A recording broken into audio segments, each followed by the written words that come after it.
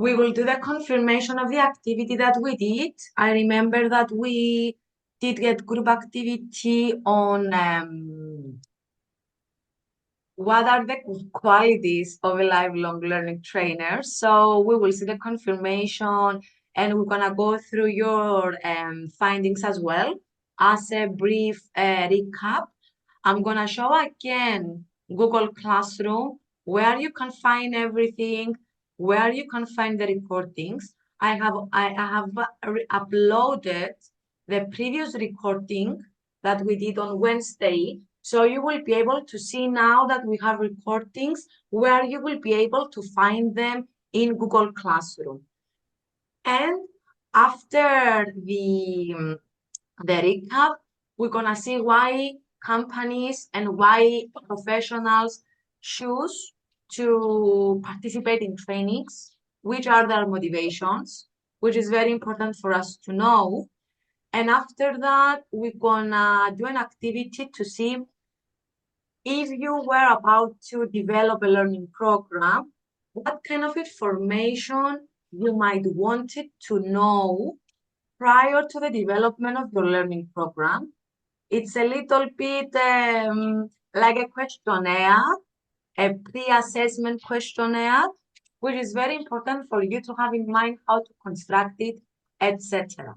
Before we move on, we have a user which has not their name, and I'm not able to know who has joined. Please switch on your camera to see who you are, and I will rename you.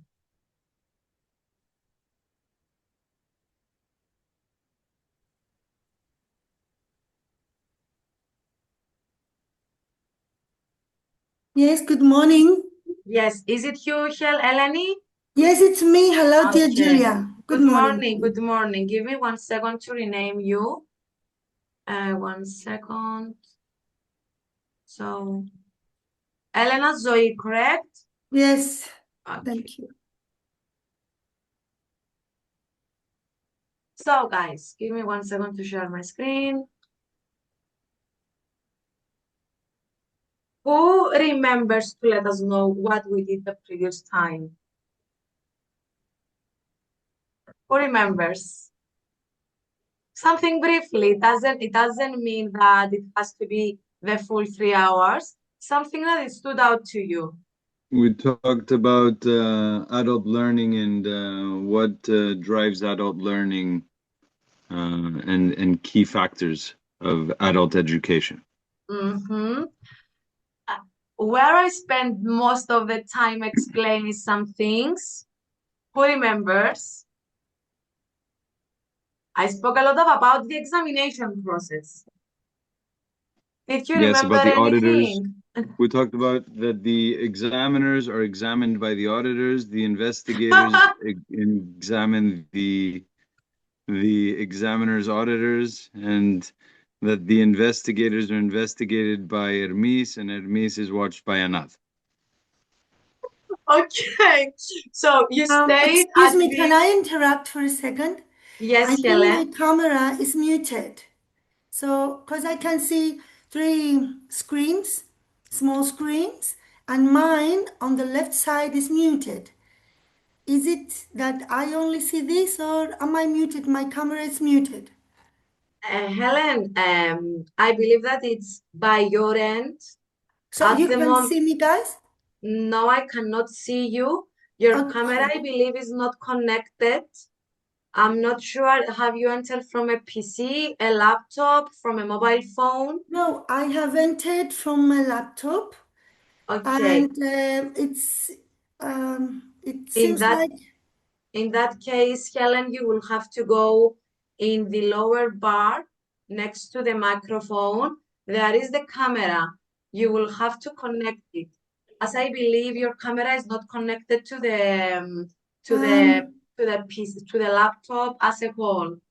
I just did, but still it's muted. Muted is the microphone. Cameras are switched on, off. You can see me? I cannot see you. Then And it's from your side. From my side, I can see you.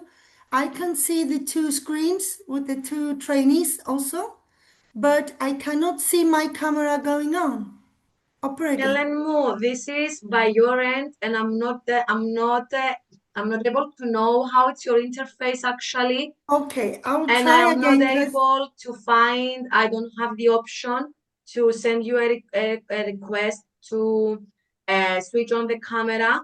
Because I want to So participate this time.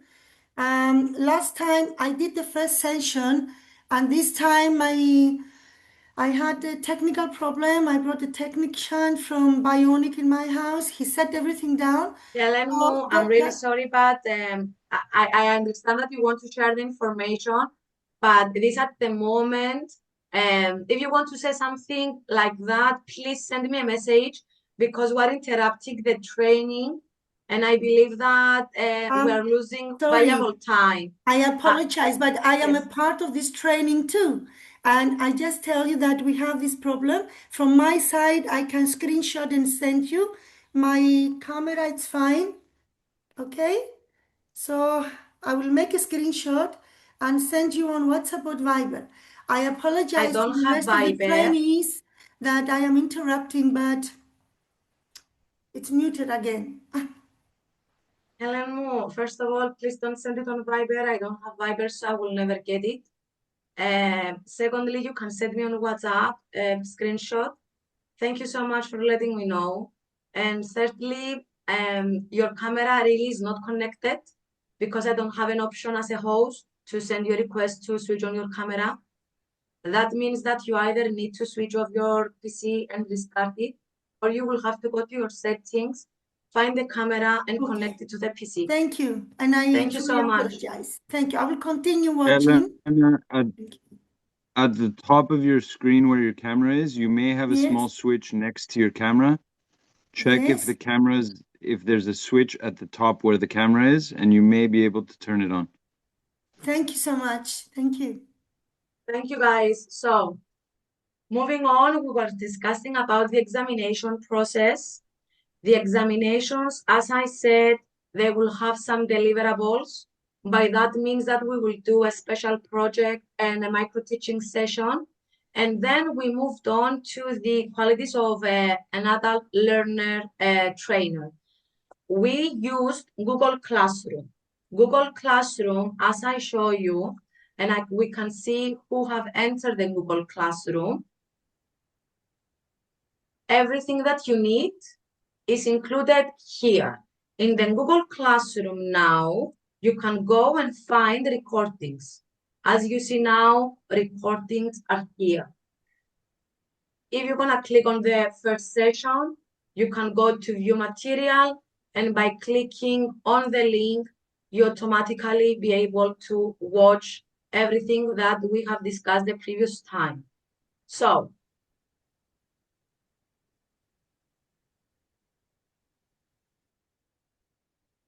moving on, we did from Principles of Adult Learning, the profile of a lifelong learning trainer. And here we were two groups. We had Group A and Group B, who discussed in teams. Who remembers to say how we did this activity? Did we begin as pairs from the first moment? How it was structured? Who remembers? So we were structured first by two in a group of two. Because with the two, Anka was the second level. First we did something else. Who do you remember?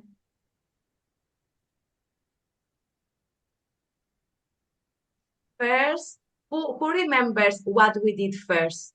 I think I do. Can I say, please? Yes, Elena. In the first meeting, you did very successfully ice breaking. So you put each one of us to describe the other trainee. If this is what I remember, the first training day. Thanks, Helen. And Elena. thank you for making us the ice breaking, that we get to know each other so we can proceed. Thank you so much. Ellen, were you logged in? I believe you weren't logged in during the activity that we did in groups. No, I No. didn't. Okay, thank you so much, Elena, for your contribution. Thank you. What we first did, we did an individual reflection, if you remember. I gave you 2 minutes to think on yourself. So it was the first level. It was the individual reflection. And then we moved on the pair sharing, as Anka said. I divide you into pairs and you discuss the findings of your individual reflection, and you came up as a pair with some qualities. Alpha. Then what we did, do you remember after the pairs, what we did? After the pairs, we had the third level as well. 2 groups. Exactly, Anka. We did 2 groups where we divide everyone from the pairs. Each pair had a representative in the group. So we created 2 groups and everyone shared their thoughts. And by that, everything that began as individual, it was moved on to the pairs, and then it moved on to the groups. And then I gave you time to discuss about it, and you present your findings. As I mentioned, both of the teams had a commonality. Both of you spoke about be adaptive, adaptable, adaptability. You said about emotional intelligence, you said about inspire and motive, respect and empathy, and we had some questions to ask about the right questions and storytelling. I remember Konstantinos explain about storytelling, how important it is and how it is used, if I'm not mistaken. Now, today we're gonna see the confirmation, and have in mind that this has to follow every activity. In every activity that you will be doing as trainers, you will have to give space to the trainees to collaborate, to think, to discuss, but afterwards, you will have to give them the correct answer. Why that? Why you will have to have always a confirmation? Why you think that is important? I would like to hear your thoughts on that.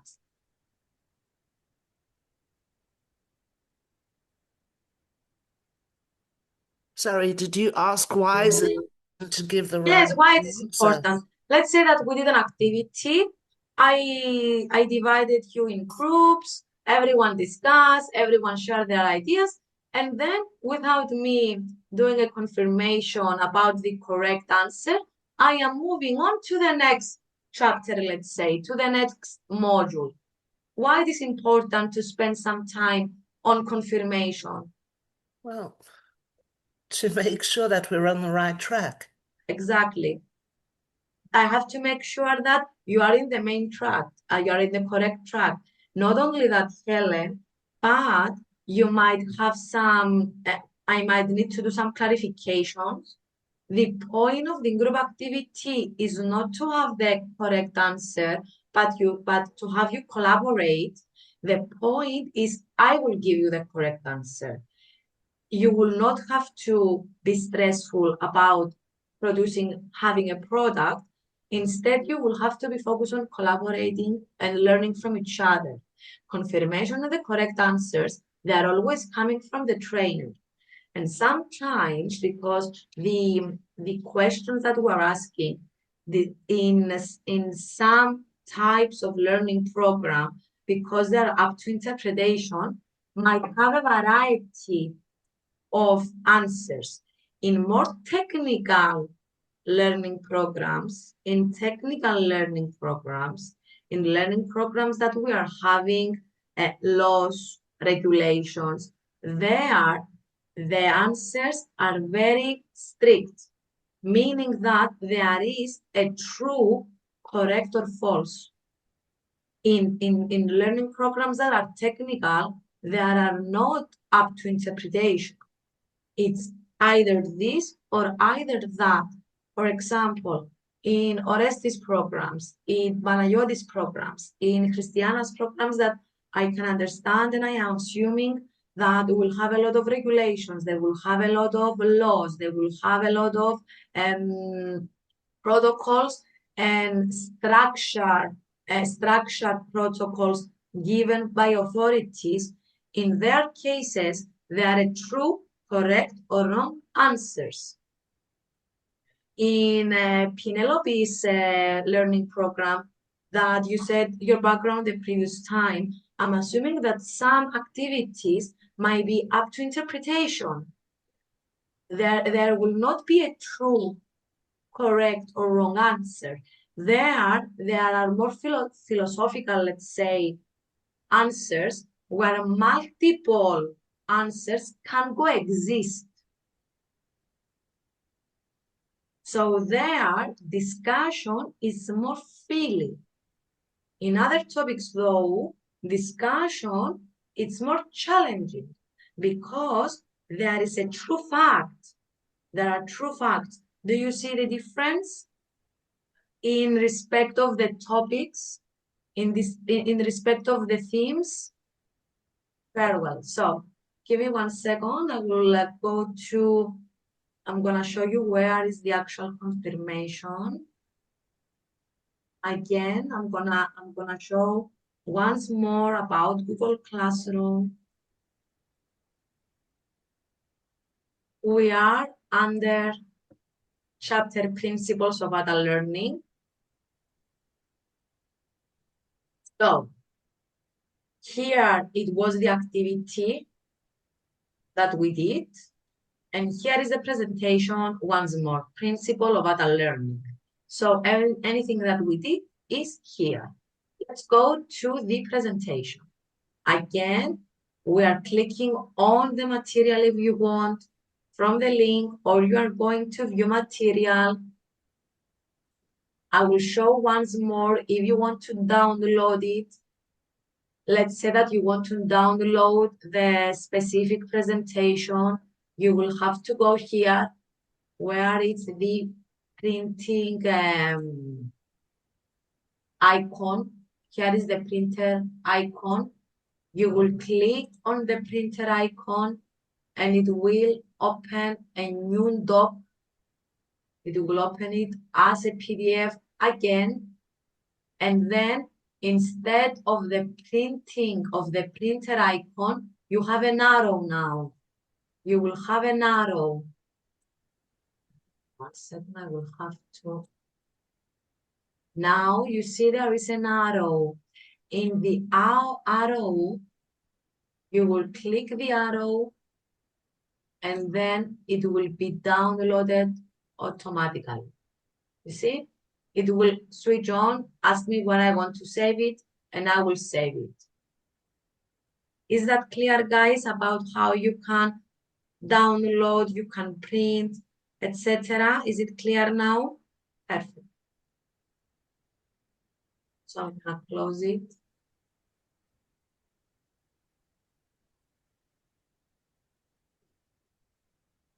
Now, what we have discussed, give me 1 second.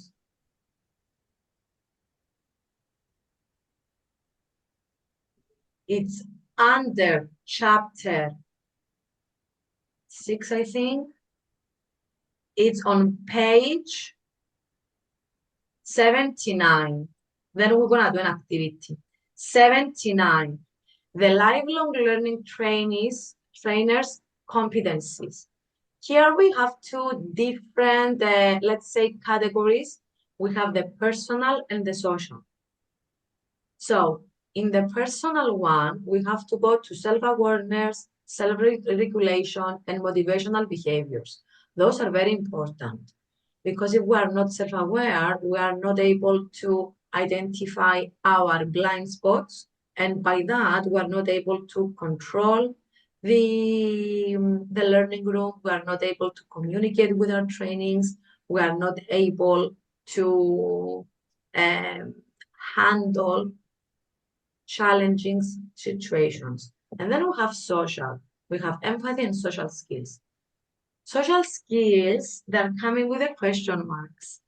Why you think so? That in social skills we are having a question mark. Is it necessary? What do you think? Tell us, Pampos, because I saw that you switch on your microphone. Is it, Do I is have it? Yes, it's switch on. Okay. Why is it important for? Is it important, first of all?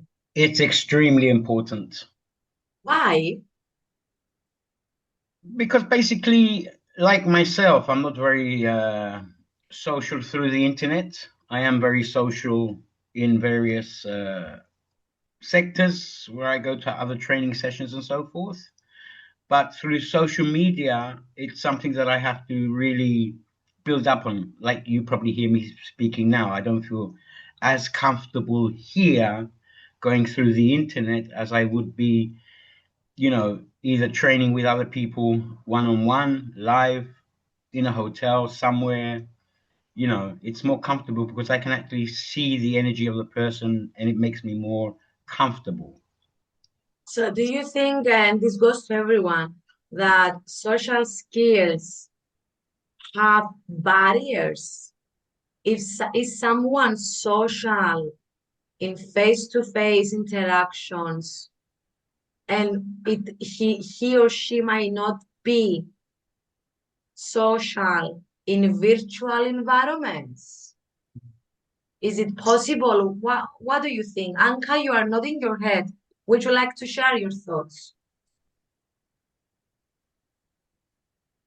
Yes, I believe that is possible. I believe some people are much more comfortable online, and other people are much more comfortable face to face meeting people. Mm, I personally, for example, I'm the same, much more comfortable face to face. mm, But saying that, I'm comfortable online as well. As in, I'm going to push through and mm. give it that, okay, I can do this. You know, but if given a So choice, face to face, I feel the same. Like you feel the energy of the person, you understand it better. Mm.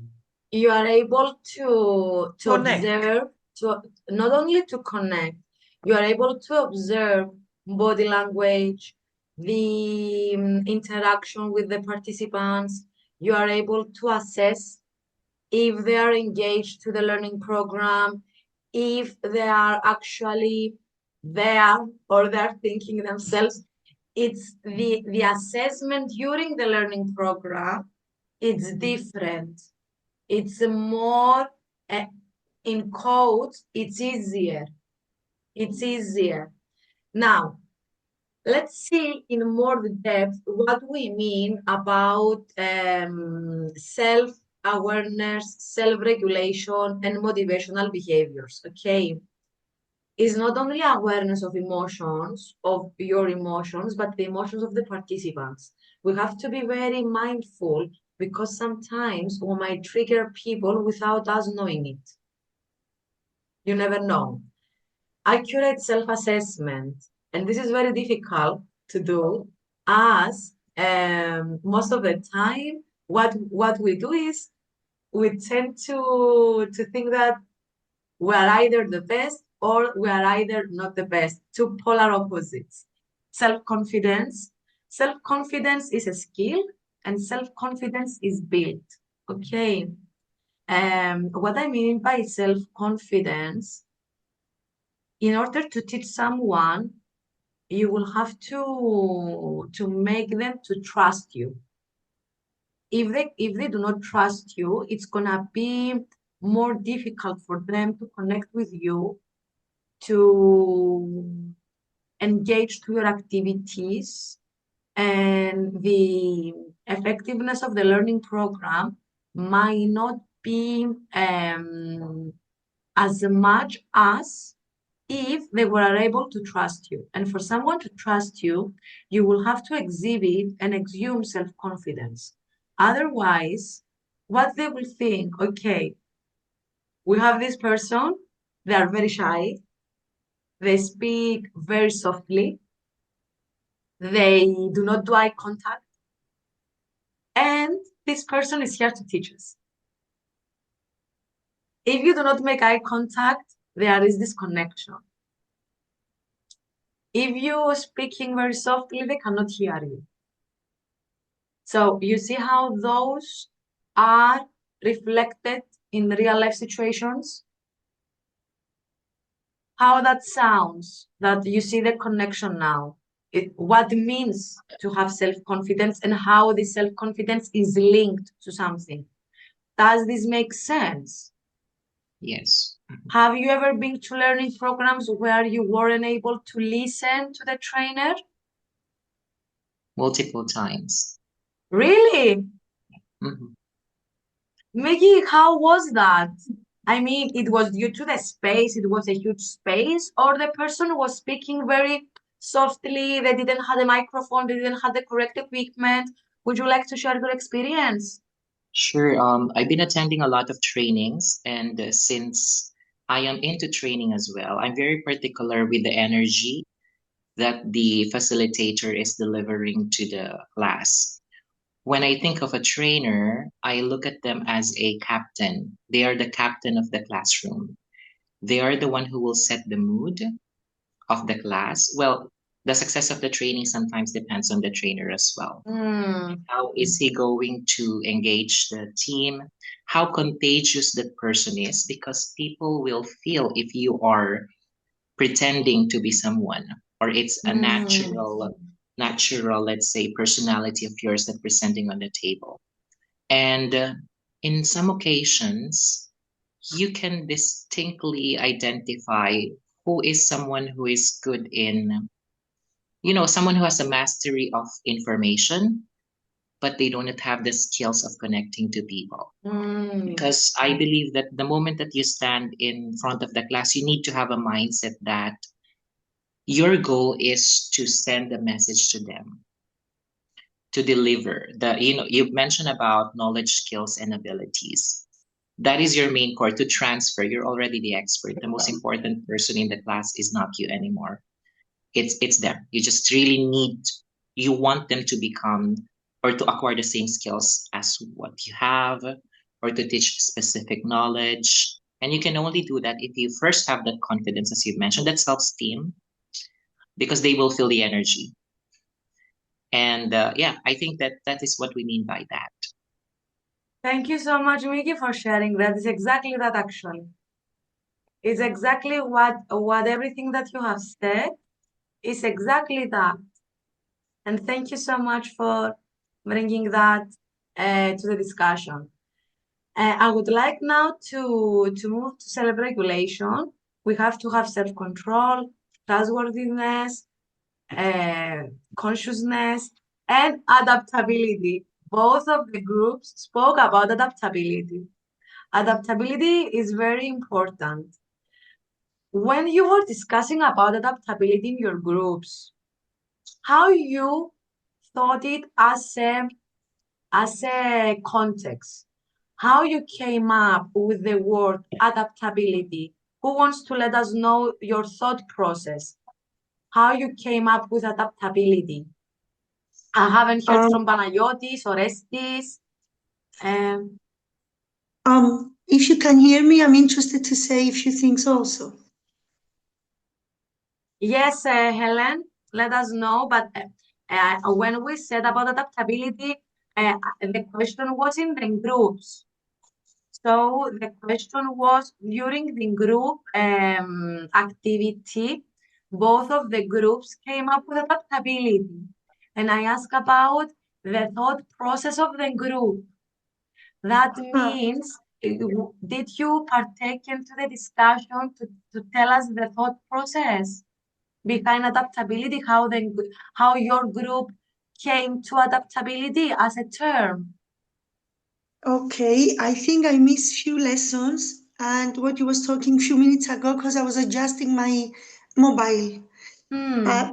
As maybe it's wrong what I will say, so you correct me as a trainer. In my mind is to be able to adopt each other, to become a group, to start thinking like how your trainees are thinking, so you'll be able to help them, to give them your knowledge, to teach them. And between them, I'm thinking like they have to be able to adapt, to become a team to each other, so they can share as well their knowledge between them during the classroom. Maybe this is correct or wrong, I don't know, but correct me please, or explain what is to be able to adapt, adaptability. Thank you, Helen. Give me 1 second. First of all, I have to rename you. I will not make my comments yet. I would like, thank you for your contribution. I would like, for example, people that haven't spoken, thank you, Panagiotis. Panagiotis, would you like to explain us how you came up with adaptability? What was discussed and it was phrased as adaptability? Well, the idea behind adaptability was the fact that, okay, in a classroom, it's a living organism, things are changing. You might plan for something, but things might come up, and maybe you have a certain structure in mind, but the group might have a different ideas on how that day should go, let's say, and what topics to be discussed in further detail. So adaptability is, we mentioned thinking on top of your feet in a way. Sometimes if something comes up that you didn't plan beforehand, to be able to at least explore further and allow the group to also contribute to the process. Otherwise, it will be one-way relationship. It's not going to be bilateral contribution. Exactly. Thank you so much, Panagiotis. It's exactly that. You said a very huge keyword. You said plan. Sometimes things are not going as planned. And it's very important because adaptability comes from the trainer, first of all. And what I mean by that, let's say that you have developed a learning program, and I said in the previous session, which you thought that the participants level is, let's say, intermediate, and you are going in, and you are doing your icebreaker. You are beginning to notice the room. You are doing some activities at first, and you see that it's very easy, that people have begun losing interest because the level of the learning program is intermediate and they are more advanced. There, you have to adjust. You will have to add a certain level of more complex, more difficult activities in order to keep them engaged.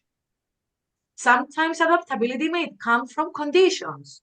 You might went there with your presentations, your activity, everything, and there is no power, or your laptop might doesn't work, or you might have forgot XYZ material to bring with you. So you will have to be able to navigate around it. You will have to be able to adapt to different circumstances, to adapt if something come up. And adaptability comes from self-regulation. It comes from self-control and emotions regulation. Imagine if something comes up and you are panicking. You will not be able to think straight what you have to do in order to bring everything back together. It's exactly what Panagiotis and the group of Panagiotis said. Innovation, moving on.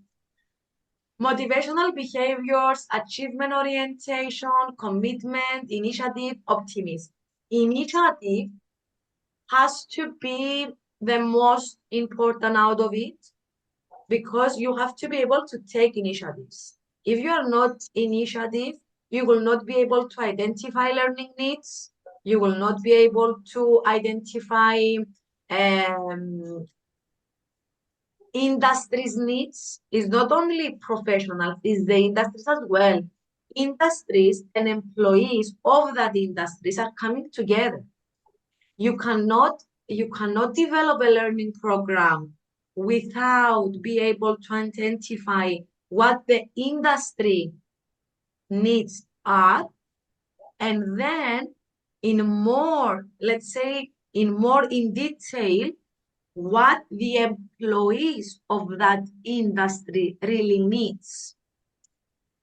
There is a continuation. Do you see the chain, how it goes? Does that make sense? I would like to hear from Penelope, Christiana, Orestes, Helena. What do you think? Is it any rationale with initiative, identifying of needs, employee and industries? Do you agree with this chain or not? You may disagree, and it's totally fine. You might have a different point of view. If I can take the road, yes, we agree. Yes, because the employee has to be productive and the employer has to be to his responsibilities towards the worker, the employee. So it's like a chain. Yes, we agree with you with the subject. Eleni, can you give us an example, please? Yes, let's say one employee is very good at her or his work. He's a productive, but there is a low salary, or his employer never graduate him, never show his graduation by putting some raise on his salary, or say congratulations, congratulate him or her at the end of the year. So there is no motive to carry on as an employee. And then there is the opposite side, like an employer, an industry, in the industry, let's say, of factories, of production, is giving a very good salary, but the employee is losing his time. He's not well trained, let's say, and the employer didn't know this from the beginning, didn't realize this. So they are both losing on the productivity of the business. So one, he has to stand up with his responsibilities as an employer, which is rewarding financially his employee, and the employee has to stand up and provide, be productive at his work, at his duties. I see your point, Eleni. Thank you for the input. I would like to make clarification here. When it comes to salaries, etc., productivity, yes, productivity can be benefit, can be elaborate, can be improve through training, through learning Yes. programs. Salary is not. Yes. Salary, guys, it cannot be, it doesn't have any link with learning programs. We are not consultants, and this is a full stop here. We are not consultants. Have in mind that it's not in our responsibility to tell to someone, you know, your employees are not productive because you are not paying them enough. This is consultation. We are trainers, full stop.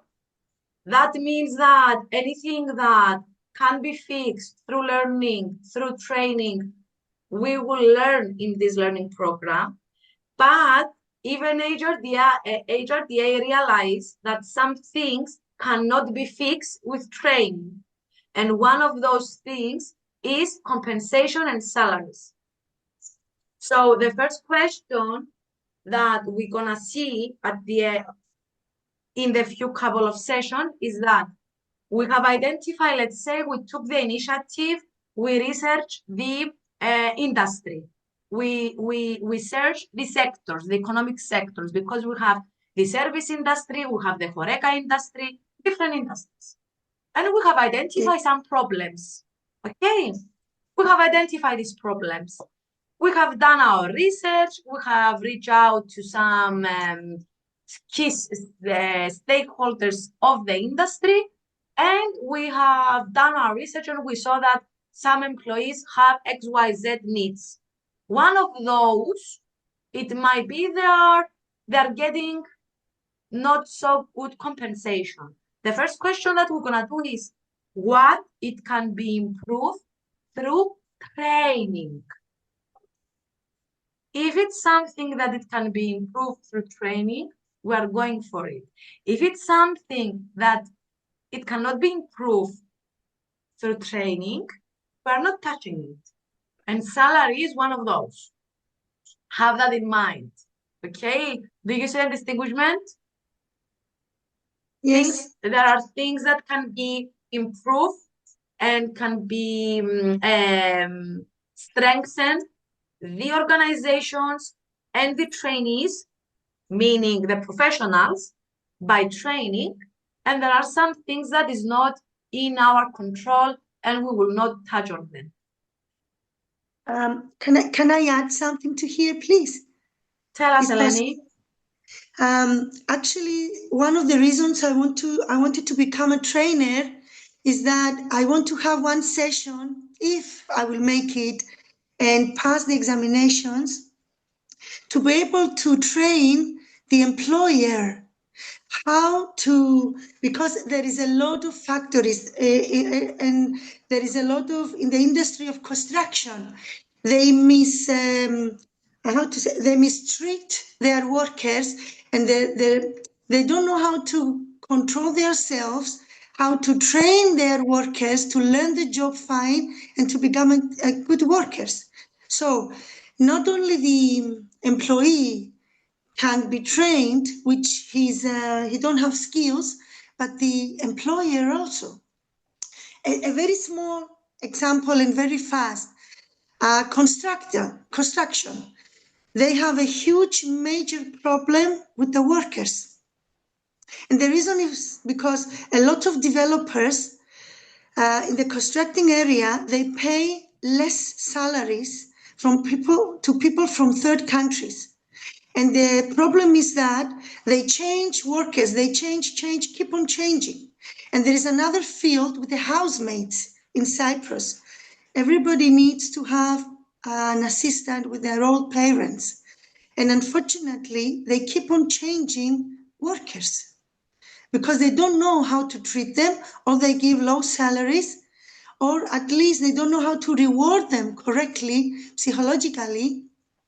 Eleni, give me 1 second, because the examples that you are giving is not, there are specific rules, regulations, contracts, and those things are controlled by government.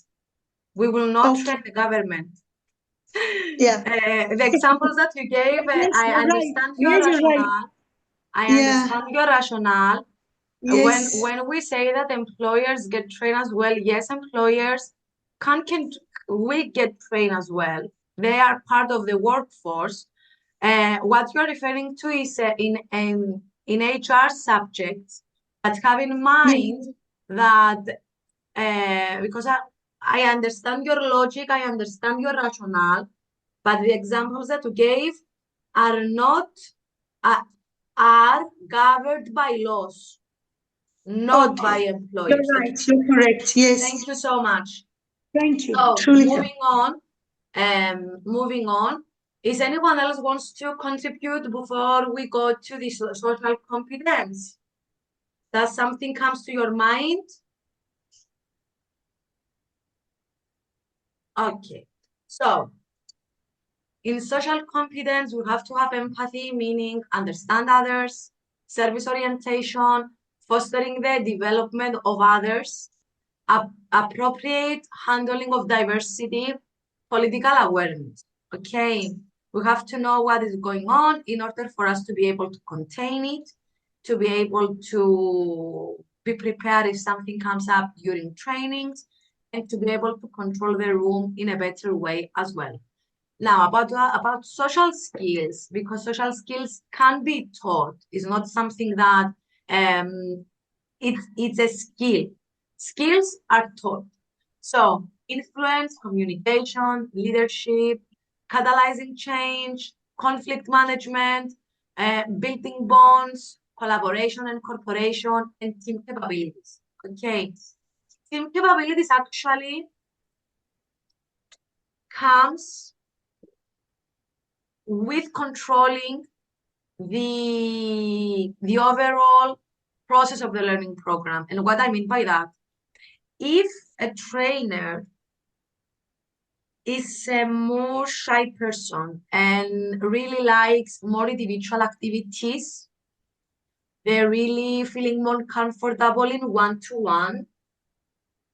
That means that their learning programs, they might impose that in the activities, in the way they are teaching, and that will bring a barrier among participants to make them really collaborate.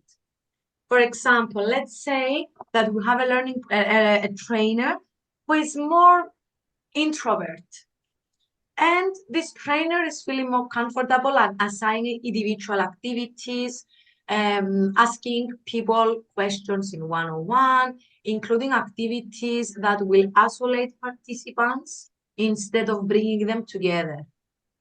What is the risk here? I would like to hear from Penelope. Penelope, you haven't spoke today, Christiana as well, Helen as well.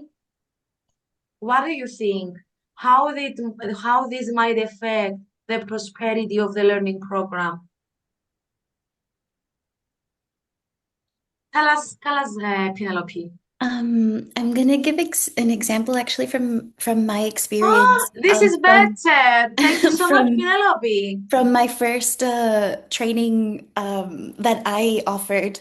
And I'm actually a little nervous now because I'm incredibly introverted and I work really well with one-to-one sessions, and I have a big fear of public speaking. So I have been working on it, but it's still quite challenging for me. Penelope, And do tell. Spill the tea. and one of the first 2 training sessions that I ever offered, the only activities that I provided were actually individual reflective activities. And at the end of the session, I felt like the energy of the room, it wasn't connected. Everyone was in their own world. There was no possibility to allow people to collaborate, to share ideas.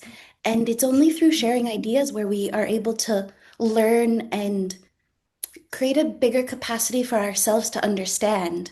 And yeah, I think I realized quite early on in my training sessions that I can't do that because just because I work well in self-reflection and in one-to-one sessions and one-to-one intimate environments, that's not how we expand as humans. That's not how we expand as communities. We need to be a part of a group. We need to have that capability. So yeah. Thank you so much, Penelope, for bringing that in.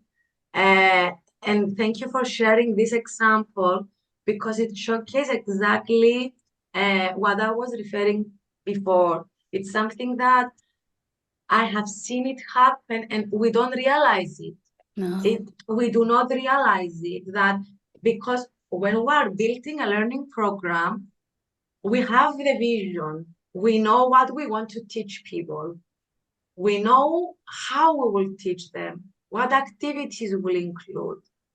And because it's part of us, we are bringing ourselves in and we want to include activities and things that make us comfortable, make us feel comfortable sharing and make us feeling comfortable that I can control this. I know how it will go. It's within my area of comfort, and we forgot. This is our blind spot. We Yeah, forgot exactly. how people are not like us. Yeah. People might thrive in groups. They might thrive in pairs. They might thrive individually. That's why it's up to us as trainers to be able to include as much as possible variation of activities to accompany everyone. We have to include individual activities as well, pair activities as well, and groups as well. Because by that we're giving the opportunity to everyone to get at least something out of it. In the full group, let's say that we're having a group of 20 people, you will notice that some people will not interact. They will nod their head, they will do eye contact with you, but they will really not raise their hand, step in, take the initiative. And then you are taking these people and you are pairing with someone else. You are putting them in a pair and you see this person speak, reflect, share, is where they are feeling more comfortable. And then you are putting this person in a group with 5 people, 6 people. They might speak, but hold a little bit back. Again, people are thriving in different situations. How you are hearing that? Tell us, Christiana. Yes, Good I was going morning. to. Good morning. I was going to say that I think this is a real challenge for every trainer. And hopefully one of the skills we will all be gaining from this program is learning to incorporate all the different kind of activities regardless of our preference. So I know from now on my end, because I hate group activities traditionally, I'm being honest here, it's not my favorite. I dread them. So I think it's going to be really hard for me to resonate with the people that prefer to work in groups and, be effective in delivering something for those people. So I'm really hoping we get to practice that particular skill 100%. working over our own weaknesses to accommodate other people. Christiana, would you like to share for my experience, and this goes to everybody, because I will share my personal experience as well. I am exactly the opposite. I really love group activities. And I had one trainee once. He came to me and he was like, take a break. I cannot think. Please give us 5 minutes alone. It's always pairs, groups. I don't have time to reflect. And it really helped me.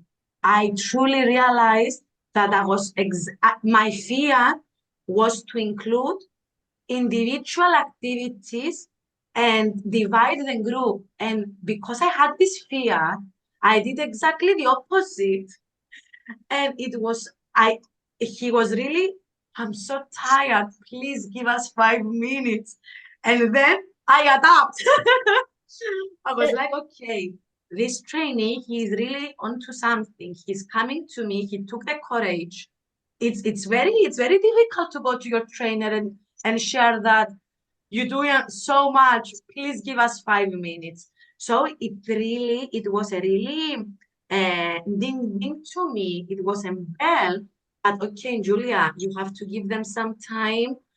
Too much activities. They need some space, and it really helped me. So I can really see Penelope's and Christiana's point of view from the opposite. So that's why I truly, when I said, Penelope, that you are including things that make you feel comfort, I really did. It was the opposite though. It's tiring. Guys, don't go like this. I have the proof. Miggy, you switch on your microphone. I believe you wanted to share something. Yes, I think as I reflect to these 2 items, the personal competence and social competence, I would somehow want to, let's say, put the personal competence as your personality. It's more of like your people person skills, and the social skills as well, the analytical skills and technical skills. But the social skills is your people skills, which is a very important factor. So I think you need to find the right balance between having the competence and having the people skills to adapt on your environment, particularly because on my experience, sometimes I would encounter like different types of audience. There are some who are know-it-all, who feels like they can control you. There are some audience who are shy type. There are some audience who are uninterested. There are some audience who are also sleepy in the class, Yes. and you cannot blame them. I mean, you may be delivering a session to a big group with different personality, with those types of audience. So the challenge is on you. How are you going to engage everything? It's not about your style. It's not about your learning style. It's about what type of learning curves do they have. And that is what we mean here by your team capabilities as well. You cannot assign a shy person to be the leader of the group. You may be assigning him to a specific task as the second one, the support one, to the know-it-all. For example, I have a sleepy participant in the class. I will not just randomly call her to answer one question because that would mean that you're prying on him or her. I would rather stand next to him to make him feel that I notice him so that, he will be more conscious and aware that I have noticed him, but I will not call out the participant. So I think these are the items that we're talking about here, the capabilities of your audience as well. It's exactly that, Miggy. Thank you so much for sharing that. It's exactly that. And we have to be very mindful that we are training adults. We are training adults. And that is a challenge. It's not that we are training students who there is a power dynamic there, because it's a different thing to go to a university to teach or to a high school to teach. And it's a different thing to have professionals who have experiences, who are knowledgeable, who are part of the industry. And in some cases, your trainees might have more experience in their field than you. And this is a challenge. There, it's very difficult and challenging for a trainer to acknowledge that, accept it, and work with it. Sometimes trainers are not the most knowledgeable in the room. And this is a challenge. Konstantinos, you want to share something? You have raised your hand. Would you like to tell us? Yes, I think I completely agree with that statement. And I think where it's important, because we have so many different people. For example, you're doing this training to different people with different experience, different knowledges. That's where the adaptability that we mentioned earlier comes into play. And it's about being able to adapt that knowledge that each person in the room has and adapt that understanding of, okay, how can I apply my individual classroom experiences, class member experiences into this training, and acknowledge the fact that they know more than I do about what I'm trying to tell them, or use their knowledge and use their experience to help the rest of the class learn and engage with them and their experiences, and maybe even adapt my presenting skills and adapt my presentation into what they're talking about.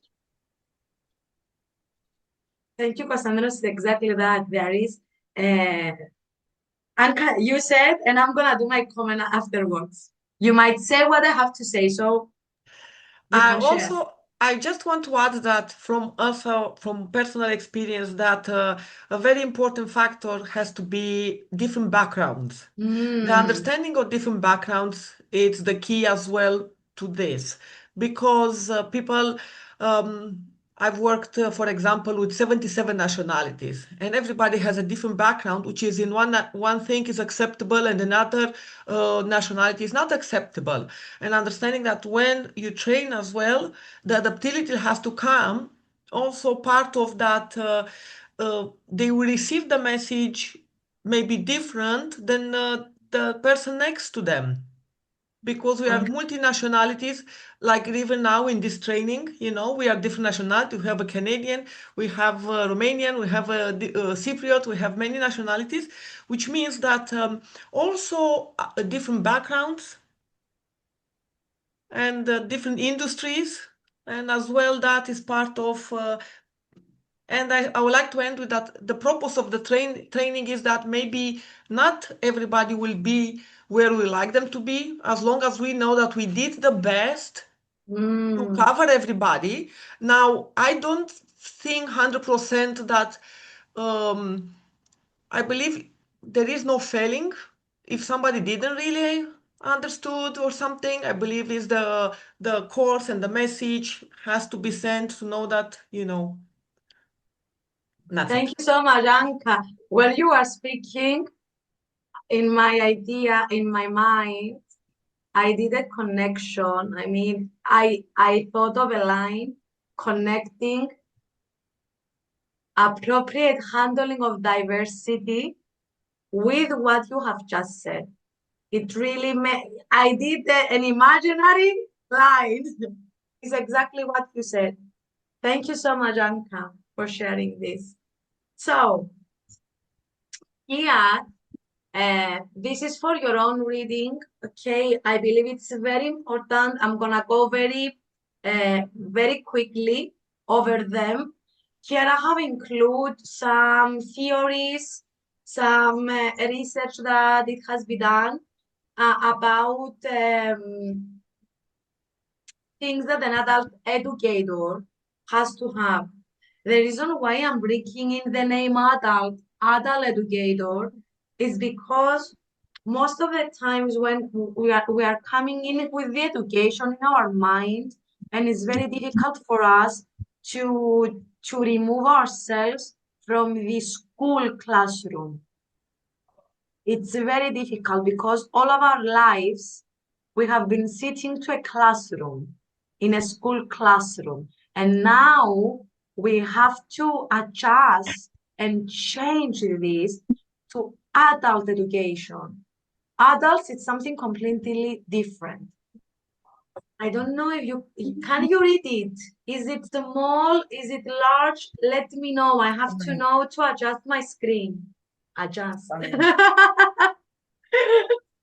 So, we avoid judgmental attitude, show understanding of others and their emotions. We are honest about our own emotion and intentions. This is very important. We are present, responsible, open to criticism.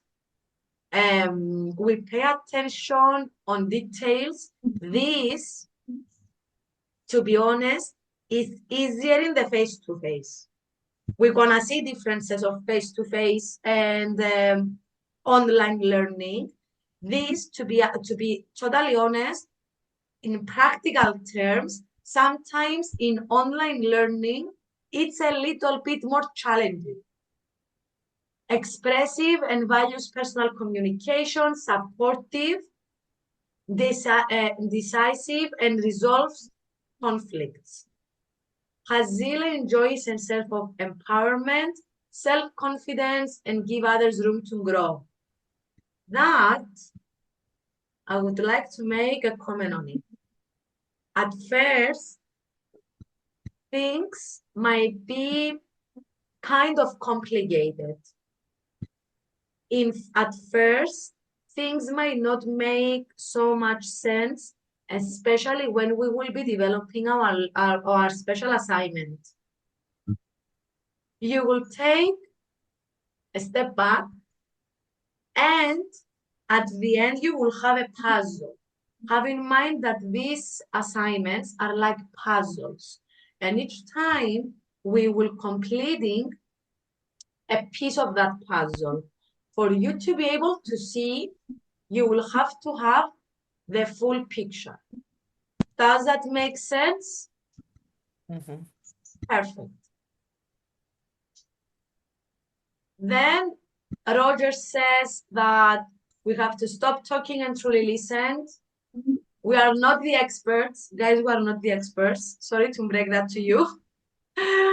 We are not the experts. We always encourage learners to discover knowledge on their own. And this is a key point, and this is a key point about HRDA as well. We will not giving knowledge ready, fixed, in a bowl, take it. First, exploration. First, they have to develop critically ideas, critical mind, towards the questions, the activities. I'm not naming yet the activities. And then the point is not to answer correctly. They might know. It's fine. We will give them confirmation at the end. We will clear things at the end. But we have to make them think critically. Adults, if they do not think critically, they will not learn. Tell us, Christiana. Thanks. I was wondering though, is this possible for when teaching subjects like, for example, I will be teaching legal and Yes. compliance, so it's very specific. There is no room for critical thinking. I will literally have to say, guys, this is how you do this because it says so in this article of the law. So I'm not sure, is this relevant to all of kinds of teaching, or is it more for personal skills teaching? There are some learning techniques, Christiana, which combine both. A little bit theory, I'm gonna call it theory, at first, not giving all the information, giving the idea, and having them finding the actual information. For example, you can give them an activity on going to a website, making them a case study, for example, and they have to go to CY Law and find relevant legislations, let's say. They might not find them. They might find something which is incorrect. But you as a trainer, you have made them search for it. You didn't give them the full information up front. This has to be done in HRDA program here. In real life, Christiana, how you will do it, you're gonna give them the law. You will explain the law, and then you will give the case study. If you do that, though, during your examination, they will fail you. They do not even allow us to give the presentation to the participants because they have in their mind that you gave them the answers, so you didn't really teach them anything. They were just going through the slides that you gave them, and they were giving you the answers that you wanted. We can speak to participants before, give them some cheat notes, but we are not allowed to give them the actual presentation. In real life, though, is what you're gonna do. Tell us, Penelope. Sorry, first of all, for some reason, my Zoom doesn't have the raise your hand option today. I don't know why. So that's why I keep raising my hand. No, it's okay. Give me 1 physically. second to see your. I have everything. I see put on a webinar It remove. says that I could play a chime for raised hands, but I can't raise my hand. I don't know if I have to. Can you click on it? Can you click on it to see what will happen? I'm curious. So I can do this. I have cheered. You are cheering. Yeah, but for some reason the put my hand up, raise my hand, it doesn't click. Okay. Now I see. Now I don't see your camera, but I see your coffee. Okay. You did a coffee. It's okay. You can share, Penelope. So I just to fully understand what you're explaining to us, they want us to pretty much teach someone how to fish. They don't want us to give them the fish. 100, exactly that. Okay. Okay. That's why when the previous time I was speaking about the examination, I was very directive on simple things. Very simple things. Because we are not being assessed on our expertise, we are assessed on our delivery. They really do not care if someone is so much knowledgeable. They do not care. What they care is, do they respect their participants? When we did our case study and Julia was speaking with her colleagues, was she open to discussion? Was she very directive? Did she cut down her teammates? Or because they are listening, they know what we are discussing in our case study. Did she really said what the group said? Or when she was presenting the group findings, she put some salts of her own, changed everything, and actually she answered the question as individual. Is what really they care. They care about the qualities of the trainer, not what they are trained. And I'm going to tell you why. They are not there to assess the knowledge. The knowledge and the approval for the trainings are coming from HRDA. They have another department. There, they're going to see the qualifications. There, they're going to go through it. They will see if this trainer is a good fit for this type of learning program. Is this their job? Examiner's job is to see, does Julia has the skills, has the potential to be a good trainer? If she is, yes, she will pass. They do not care if Julia has done. She has an expertise of 10 years. She's been in the industry for 10 years. She has done XYZ. They do not care. They don't even get the CV. When we send the CV, it only stays to HRDA when they will see their application. The examiners have no idea who you are. They just have a piece of your project. They see you in your micro teaching.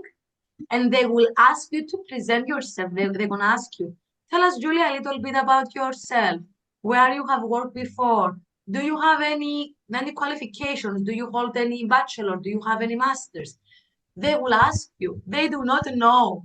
That's why sometimes on the special project, I say to the trainees, just add briefly your title, just for them to know your background, because they do not have any idea. They're just seeing your name and that's it. They want the process is very divided. For example, HRDA has the applications and the qualifications, full stop.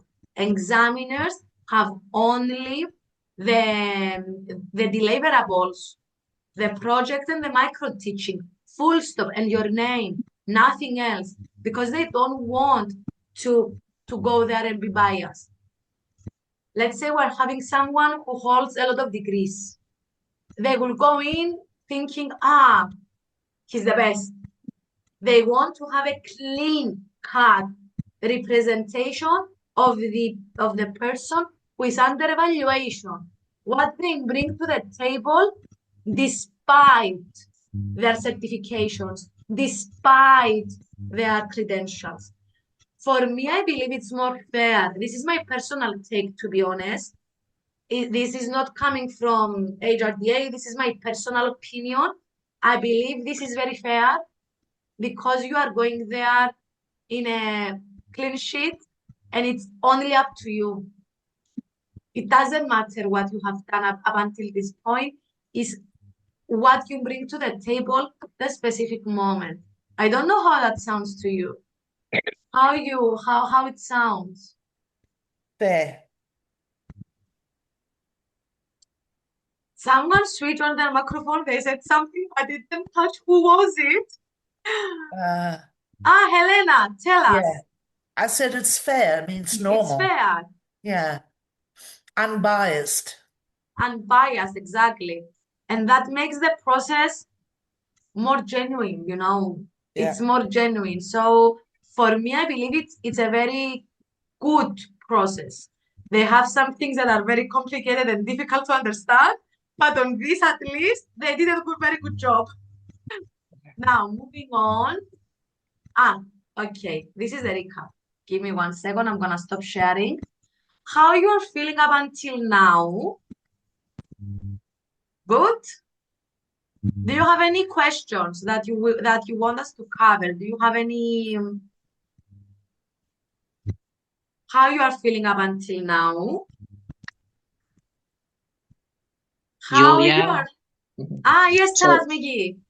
I just have one question. I remember when I attended a training before, I Mm-hmm. was informed, which is the principle that I try to carry forward for more than, let's say, 5 years.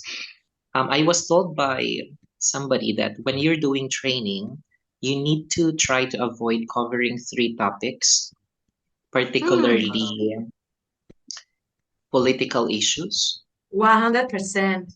Yes. religion, Yes. and sexual orientation. And I think that's something that I would like to share to the group as well, because hopefully it will be covered, or if it will not be covered, sometimes we try to create activities and we try to choose for a topic which is a no topic, because otherwise you're going to divide the class, because no one will win whenever you bring this topic on the table. And the reason why I bring this is, in one of the slides that you presented in slide 81 about social competence, you mentioned political awareness. Yes, So in order to know to do that. I understood. All right, Yes, perfect. in Thank you order, so much. yes, in order to be able, maybe I didn't, and thank you, Miggy, for pointing it out. Maybe I didn't explain it correctly, or I didn't give the attention that it has to be given. Is exactly to avoid discussing it, to know if something happens, to catch it early, because it might not come from you. The reason why I put it is because most of the times is bring up by the trainees. Will not bring it as a trainer, but you will catch a comment. You will hear something. So you have to know what is happening in order for you to step in and bring the group back together, to interrupt actually, to control it. That's why I included it. Not to go in and, hi guys, today we're gonna speak about the upcoming elections. But thank you so much for doing the comment, is what I was really wanted to say to my explanation. But you make an excellent comment on religion and sexual orientation, and I totally agree with you. Those have to be included in the next one. You see, every time I am improving my notes. Thank you, Miggy. Thank you. Is that answer your question? Yes, thank you for highlighting as well. Thank you. Thank you, Miggy. So, Bambos, you wanted to share something? Yeah, I wanted to ask you, in your own personal experiences, how do you step in and change that situation with this political garbage? We're not here to discuss this. Is not part of our objectives. I'm truly sorry about that. If it's something that you want to discuss on your own time during the break, feel free to do it. No, I'm asking you a question. Oh yes, this is how I'm doing it, with this face, with these exact words.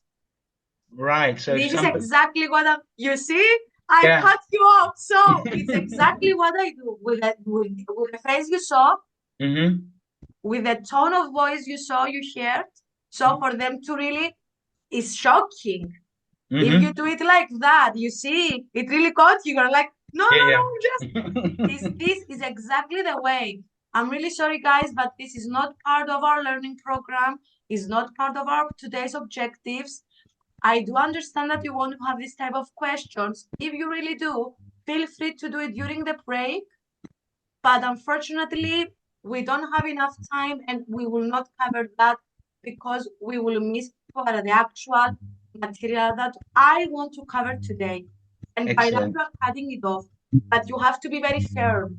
You are not going like, this is not actually, it will not do anything. It will not change anything. But if you go with, guys, I'm really to interrupt you here. but I'm sensing that we are going off of track. I'm sensing that this will not be part of our today's objectives, and we will have to be really respectful of the time frames. If you want to discuss it, feel free during the break on your own time. You as a trainer, you are not going in. Don't come to find me during the break and ask me on your own time. Yes, because then it's a very risk. Vamos, it's very risky for you. No, guys, if you want during the break, feel free. But at the moment, this is not appropriate. We are missing valuable time, and we will not cover what we have to cover today. And you have to. How you felt with my face and the tone of voice? You are. Ooh. Might need to light up some more Palo Santo. You saw it's Powerful. only in that moment. But you have to be firm. Otherwise, they will not give attention to you, Bambos, and they will stop for 5 minutes, and they will find, if they want to, they will find the next to catch on it and bring it in. Okay. And it really happened to me multiple times. It's not it really happened multiple times. I did the same thing, and on the groups, and I will give Orestes the time when they will happen. If you go in like this, they will not do it again. If you go with sorry guys, you lose control, Bambus. Is that answering your question? Absolutely, and energetically. Thank you, Bambus. Orestes, would you like to share something? Yeah, just maybe a challenge. Sometimes, especially when talking and the subject matter is social sciences, you can't really avoid subjects that go around and even are very relevant to those three. So is I don't know, like, because it was an absolute prohibition from what I understand. How do we deal when it's actually part of the conversation? What do you mean actual part of the conversation? Will you do a learning program including religion or including sexual orientation? You have to give me more context on that. Well, because it's law, so usually law is very connected to political problems.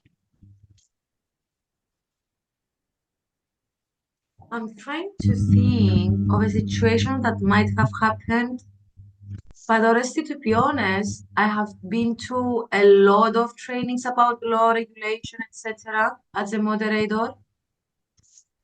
They have never came up with political issues or something, to be honest.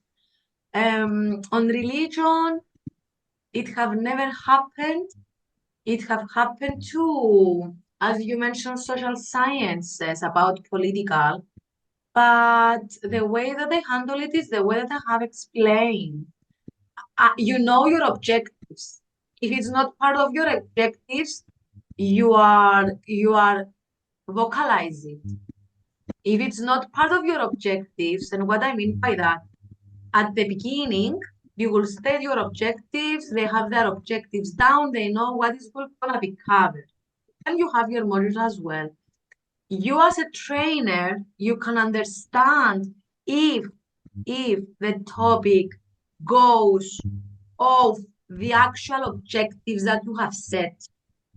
You can really evaluate if, okay, I had it as a part, it was really needed to be discussed as part of my learning program, but now the discussion is going off the train rails. It will not be the outcome that I want. So you are stepping it, reminding the objectives, and putting the group back in a line. I hear where this discussion goes. Thank you so much for your input. But I really have some question marks if this is aligned with our today's objectives, if this really aligns with what we're about to discuss. So let's get a step back and see how this is reflected to our today's mission. And you're bringing them back in. How that sounds, Oresti? Yeah, it answers what my question. Basically, But you just have have a to very know your clear vision. yes, you have to know your objectives very well, though. If you did this learning program really quickly and you do not have a plan, you do not, it won't, it's gonna really get you off guard. You really need to know your objectives. You really need to know what you are getting. If you do not, it's very easy to get into the trap and leave it and not catch on it. So it comes back to the trainer as well again. It's a huge thing about job. Guys, Orestes make an excellent point. Did you had the same ideas or some similars as Orestes did? If you want to ask something about that, please feel free to do it. This is an open space.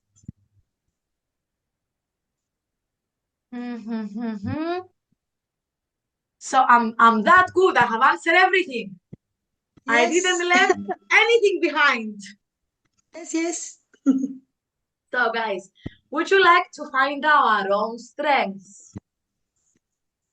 What about a little bit of reflection? How that sounds, Penelope and Christiana. Individual activity coming in. So guys, what we're about to do. Give me 1 second. I will send you. To do so, I have to be honest with you. This is a free. Give me 1 second. I'm gonna share everything. This is a free questionnaire. This thing I really use it in a lot of. I don't know if you have heard it before. It's called the Vian Strengths of Character. Have you ever heard it before? No. No. Via Strengths of Character. It's a questionnaire. It's a huge questionnaire, but it's one of the most reliable and valid questionnaires as a free source that we use in practice. And it really states some strengths that we can work on, which are our most best strengths. As you're gonna see here, we have courage, we have temperance, justice, and each one has a subcategory. What it really helps is at the end of this questionnaire, you will have 3 strengths that you need to work on. You need to improve your blind spots.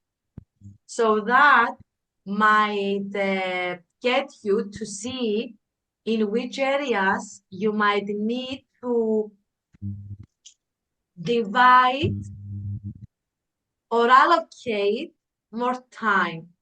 To do so, you can either scan this QR code that I have here, but I will send the link.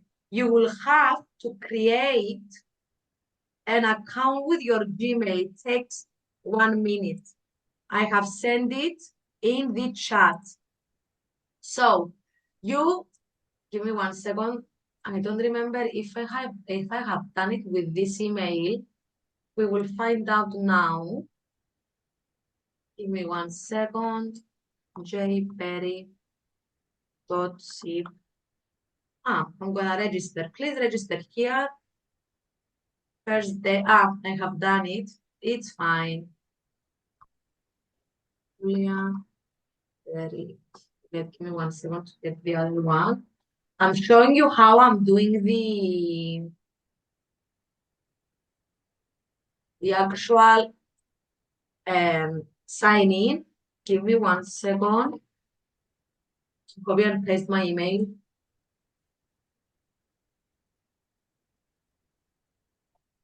I'm gonna choose a password.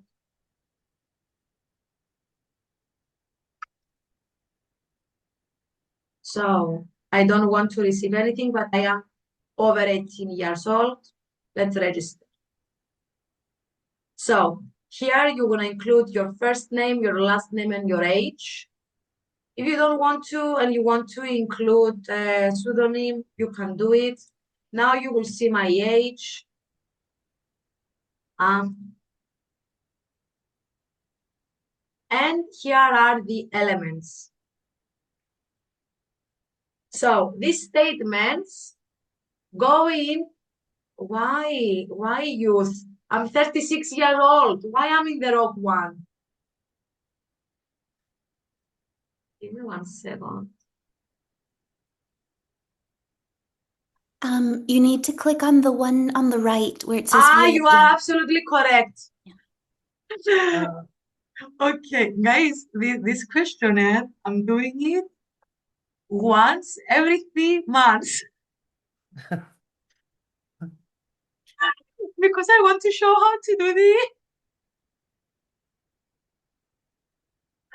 Julia, do we So- have to do it now? Yes, I'm gonna give you time because then I'm gonna put you in pairs to discuss if your results are in pairs, and you will reflect on how it make you feel, know what it actually said. So I'm gonna give you 20 minutes to do it, and then we're gonna go to our break and we're gonna come back to the reflection. How that sounds, Christiana?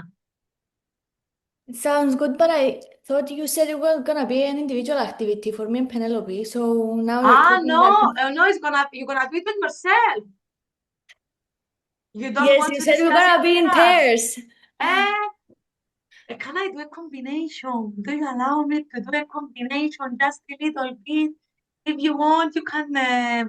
You can pair me up with Penelope since we are 100% this is unsocial. done. This is done. I'm writing it down. Penelope with Christiana. Thanks. Okay, so please let me know if you have done because then you can download and you can get to your Gmail the actual results. Let me know if you have managed to enter to the link and have you done the account and you are here. Anka, did you do it? Do you need help? Shall I show it again? You are muted and I cannot hear anything.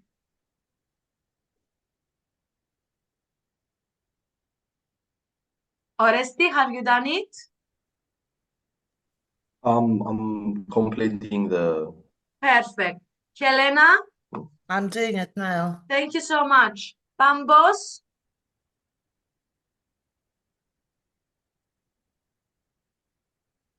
I'm doing it right now as well. thank you. Penelope, Same, working on it. thank you. Christiana, thank you. Christiana. Panayoti, thank you. Eleni, have you done it?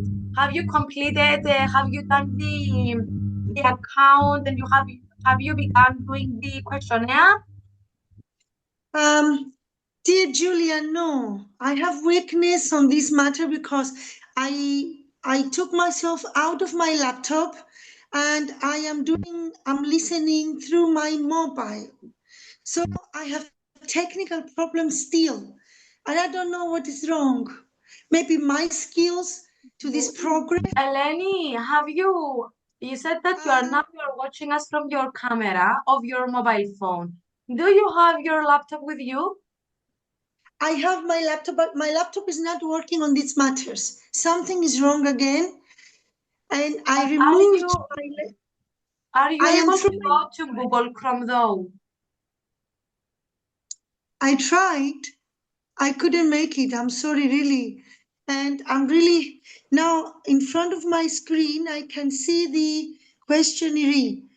And when I touch to fill up the field, I don't see myself doing it. I Yes, mean, Eleni, because you are just watching my share screen.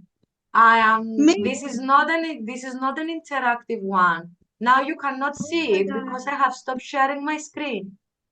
It was just a share screen, no the actual questionnaire.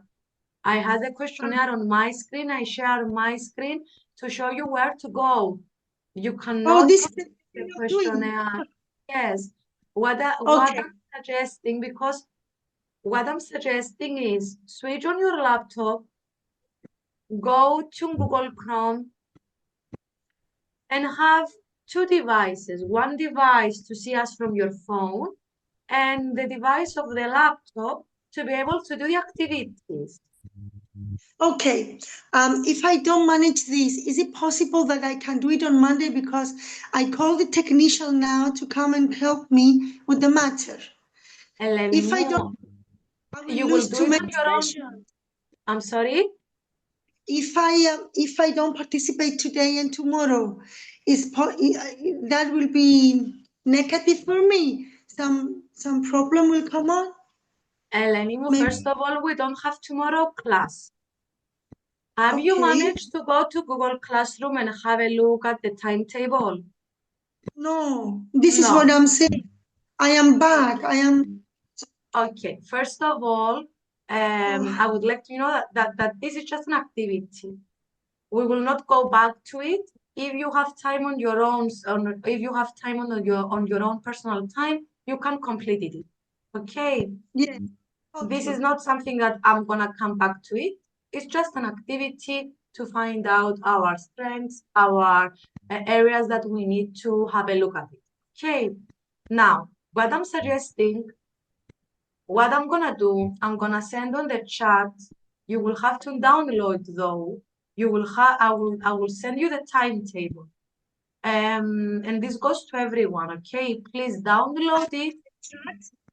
Excuse me, Julia, dear. The chat, is it on WhatsApp? No, 'Cause- it's on Zoom. On Zoom, you have chat on Zoom. Okay. Okay. Here I would like to let you know about something. During the times that I'm not doing the training, guys, I have sessions from 8 o'clock in the morning up until 8 o'clock at night. So when I say, I really appreciate when you will be contacting me, send me a message and I will reply back to you when I do not have session. I'm not able to answer phone during sessions. This is not appropriate to answer phones. So most of the time, that's why I told you to send me messages, to send me something in email, because I will be able to see it and reply back. Okay. So That's because I have so sent now, yeah. I have sent the timetable to the chat. We don't have lessons on Sundays. We're Okay. having lessons on Wednesdays and Saturdays. And have in mind that for December, I have included a lesson on Monday, 15, for 2 hours, 6 to 8. Okay. Okay, so So I will have the table and that will be clear for me. So I will try to continue with the technical support I have now. If not, it's recorded. So I will see to it later, yes?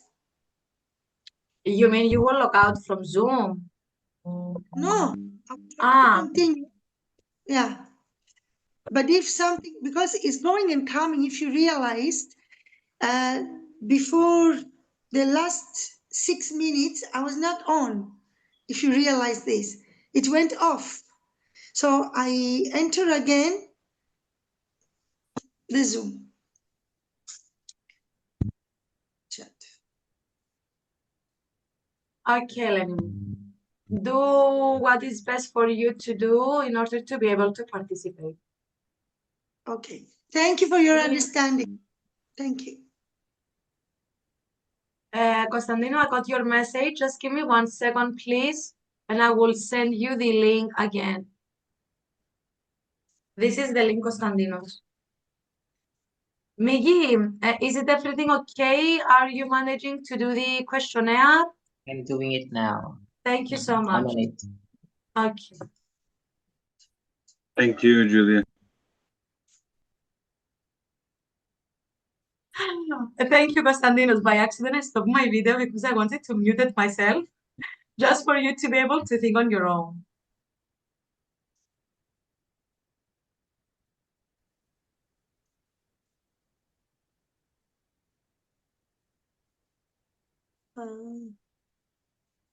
Let's see.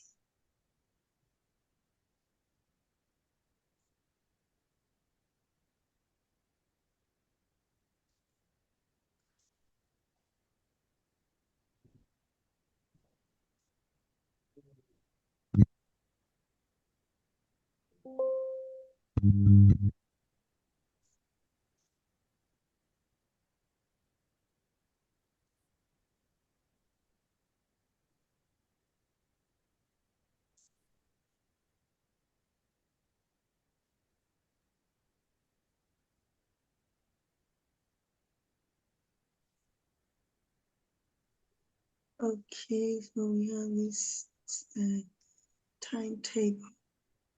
All right. Guys, please, because we need some we need people to be a little bit quiet because we're thinking and we have some echoing. Can you please all mute yourselves?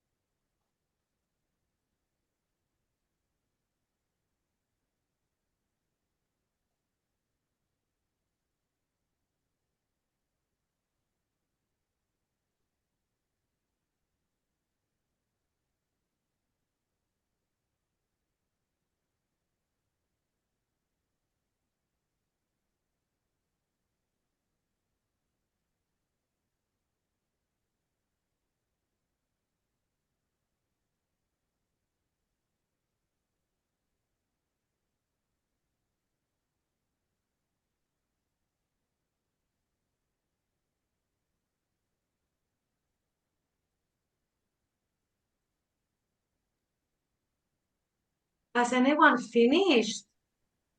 Almost. Mm.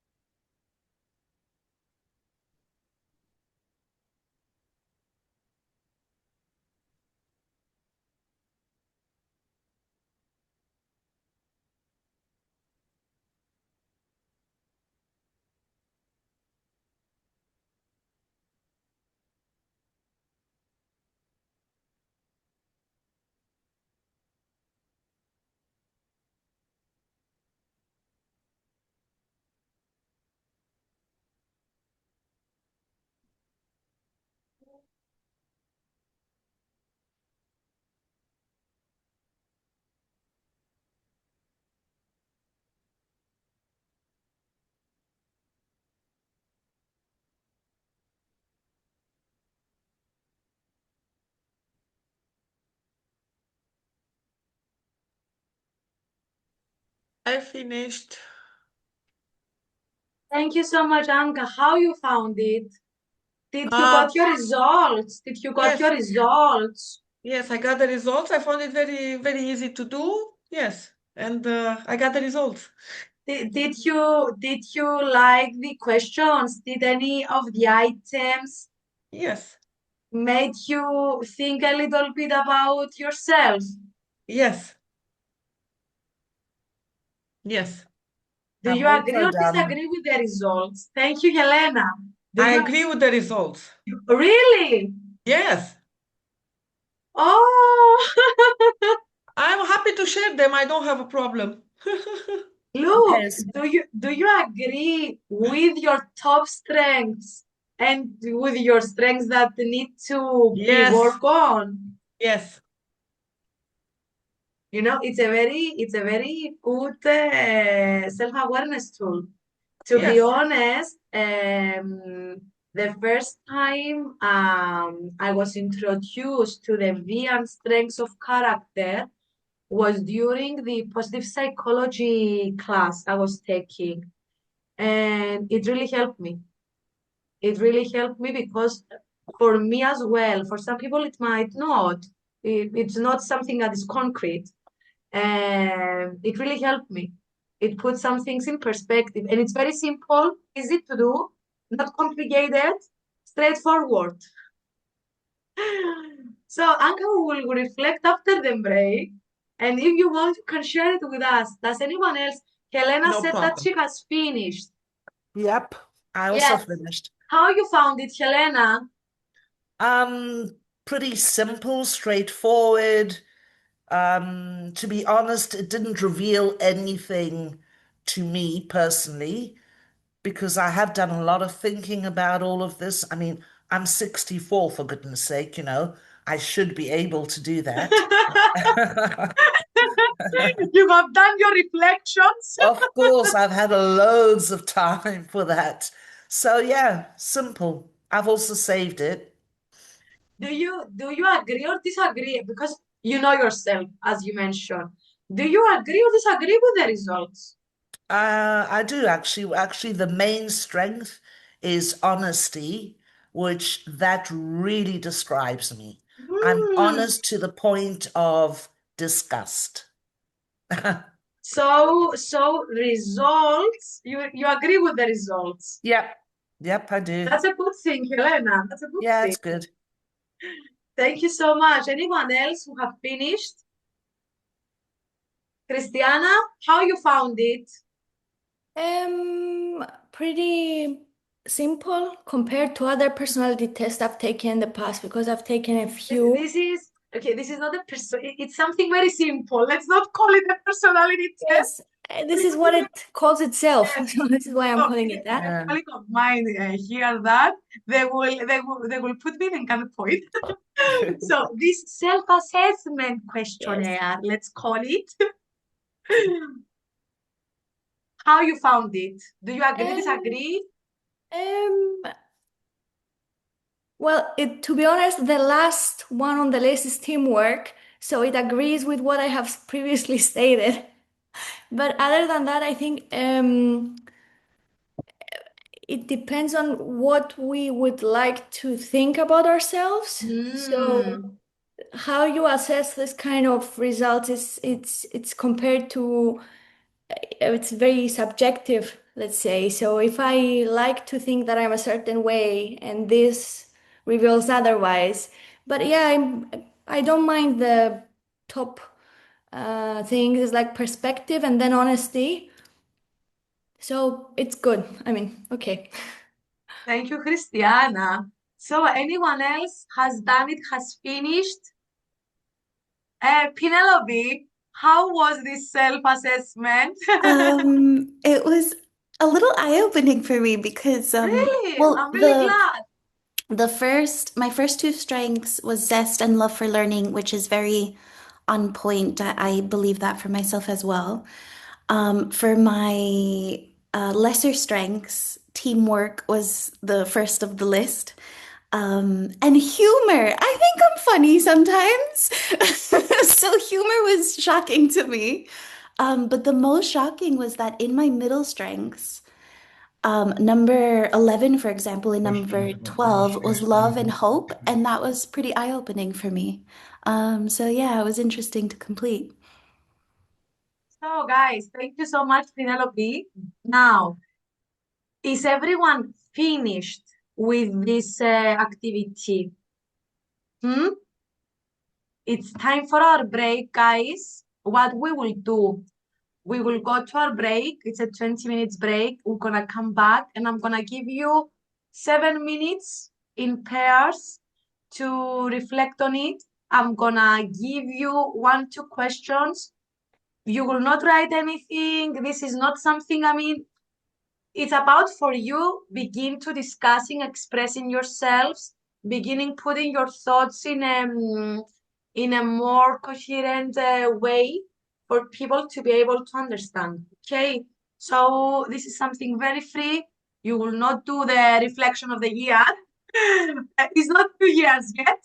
So I will see you in 20. Now it's 11, 20, 25. At 25, is it that correct? It's Guys, 11:06:07. okay, let's be back on 11:27. I'm gonna see you in 20 minutes. I have sent it in the group chat. Give me 1 second to everyone. See you in a bit. I resume recording. So, how was it doing a self-reflection questionnaire? Did it really help you? So, as I mentioned earlier before our break, I'm gonna give you 7 minutes just for you to be able to reflect. To help you out, I have done some questions. You don't really need to go through the questions. You might want to be more free. Give me 1 second because I'm gonna show you where I put the questions and I'm gonna send them in the chat as well if you want to download them. And if you don't have access to the Google Classroom at the moment, give me 1 second. So this is the resource. I'm sending the PDF. This is the link of the material. Give me 1 second to see if this is the correct link. Yes, it's the correct one. This is the link that you can click on it and you can see the questions. And for those who want to have direct access to the Google Classroom, I have uploaded it. I believe that you're seeing my screen. Perfect. I have uploaded it under Principles of Adult Learning, Reflection on VIA. Okay, are you ready? I have already one pair ready, which is Christiana and Penelope. I'm following your leads, ladies, okay? You asked for it, I delivered. Give me 1 second to create the breakup rooms. How many people are we here? Let's options. Give me 1 second. I'm gonna give you 8 minutes. Recreate.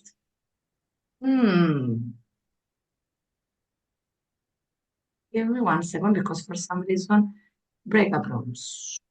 Okay. I am the host, right? Yes, I am.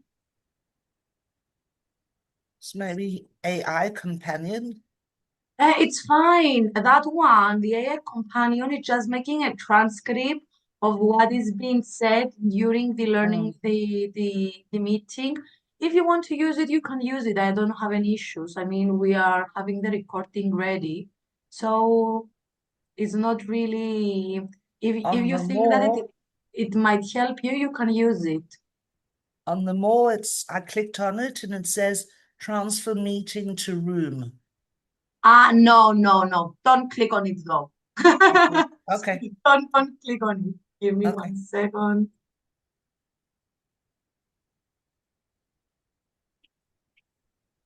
Give me 1 second.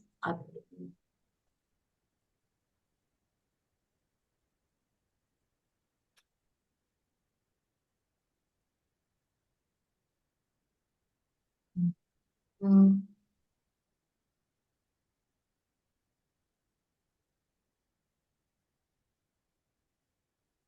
So, we're gonna have one room with it who has 3 people. So for that, because I don't believe 3 people will be enough for 8 minutes, I'm gonna ask you 9 minutes because I want everyone to have the chance to share their ideas. So I have paired Christiana with Penelope. Then I have Konstantinos with Helena and Panayotis. Then I have Anka with Migi and Bambos with Orestes. Are you ready, guys? Do you want to ask me something before I switch on or open all the rooms? Are you ready? Yeah. Have you have access to the resources? Have you all had the questions? If you want to go with the questions, it's fine. I'm gonna go in and out of the rooms just to be sure that you are discussing about. Give me 1 second. I have switched on all the rooms.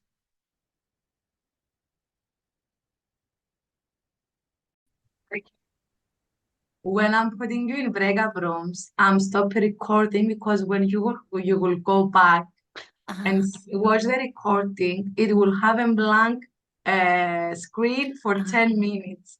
And this is not helpful for you. So I'm always, how was it, girls? Did you like it? Yeah. Was Yeah, really it was nice. a good chat. Yes. Did you find it helpful? Did you like it's a self-assessment. It's not something that you have to take it so much seriously, but it helps you put something in perspective.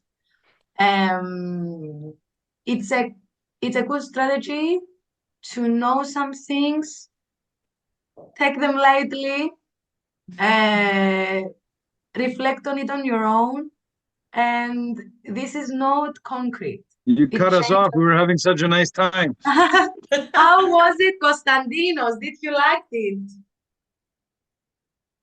Yes. Time. Did you find out something new about yourself today? I found out something new about myself and about 2 other people. Would you like to share? So I can share, Panayotis. It's up to you. Feel free. I can share. Feel free. So first, let's introduce Elena, who was not in our First session, class on Wednesday. So Elena, we had the chance. We took a good while to do a little bit of an icebreaker. Yeah. So introducing Elena, who was born in South Africa to Cypriot parents, like a lot of us expats moving back to Cyprus. She spent a lifetime teaching dance and drama. She's been involved in fitness and education in fitness and as a health coach as well. And now Elena is certified to teach English as a second language. So she, correct me if I'm wrong, Elena, aspires to apply some of what we're learning now to teach English to youth and to adults, English as a second language. So that was a good portion of our icebreaker, was getting to know Elena a little bit. And through that, we found out that her top 5 traits are honesty, kindness, love, spirituality, and humor, which all fall in line with her background as an individual. And then Panayotis' top 5 traits were appreciating beauty, which we learned the first time because he likes long walks on the beach, and he mentioned that. Honesty as well, he shared in common with Elena, and his love of learning and hope and kindness were in his top 5 as well. And then we learned that through our mutual traits, as my number one, I'm sure most of the classes by now realized, my number one trait is humor, according to our census. So applying all those together, yes, we were able to learn a lot about each other and how each one of those traits can be applied into learning more about each other and understanding how our mutual top 5 kind of interlink between each other. Thank you so much, Konstantinos. And thank you for introducing Helena. Helena, welcome once again. It's really a joy to be to have you to our little group that is beginning to form. Have you reflected on how those things might help you later on in your journey as adult trainers? Because Konstantinos' humor, it's a very powerful strength to have. To be honest, when I actually did it the first time, this self-assessment, where I actually did it, I wasn't just clicking it to have the results to showcase to my team members. Humor was my top strength as well, Mine and I too. really didn't have noticed it up until that point. How your strengths might help you in your journey as trainers, you think? And this goes to everyone. This goes to everyone. Sorry, are you asking me or just Everyone who wants to share how finding out about their Tom strengths, because it was you might have reflect on it. Do you think that it might be helpful or not, knowing it? Christiana, I see that you're nodding your head. Would you like to share? Sure.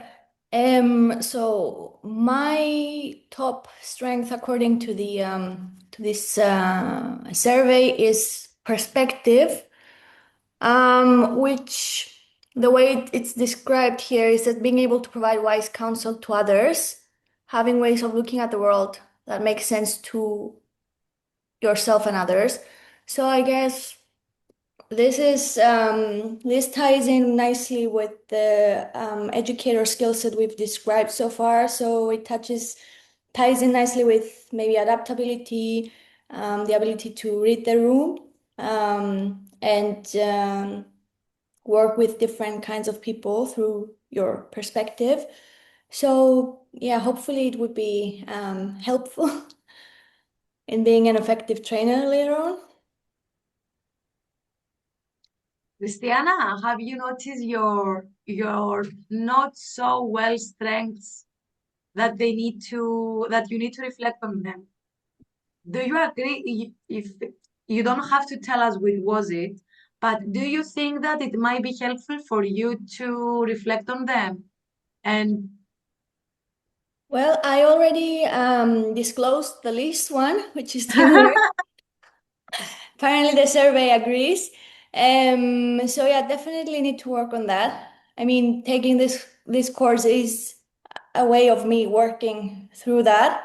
exactly. So hopefully by the end of it, I'm gonna be enjoying group activities more, and this in turn will help in class.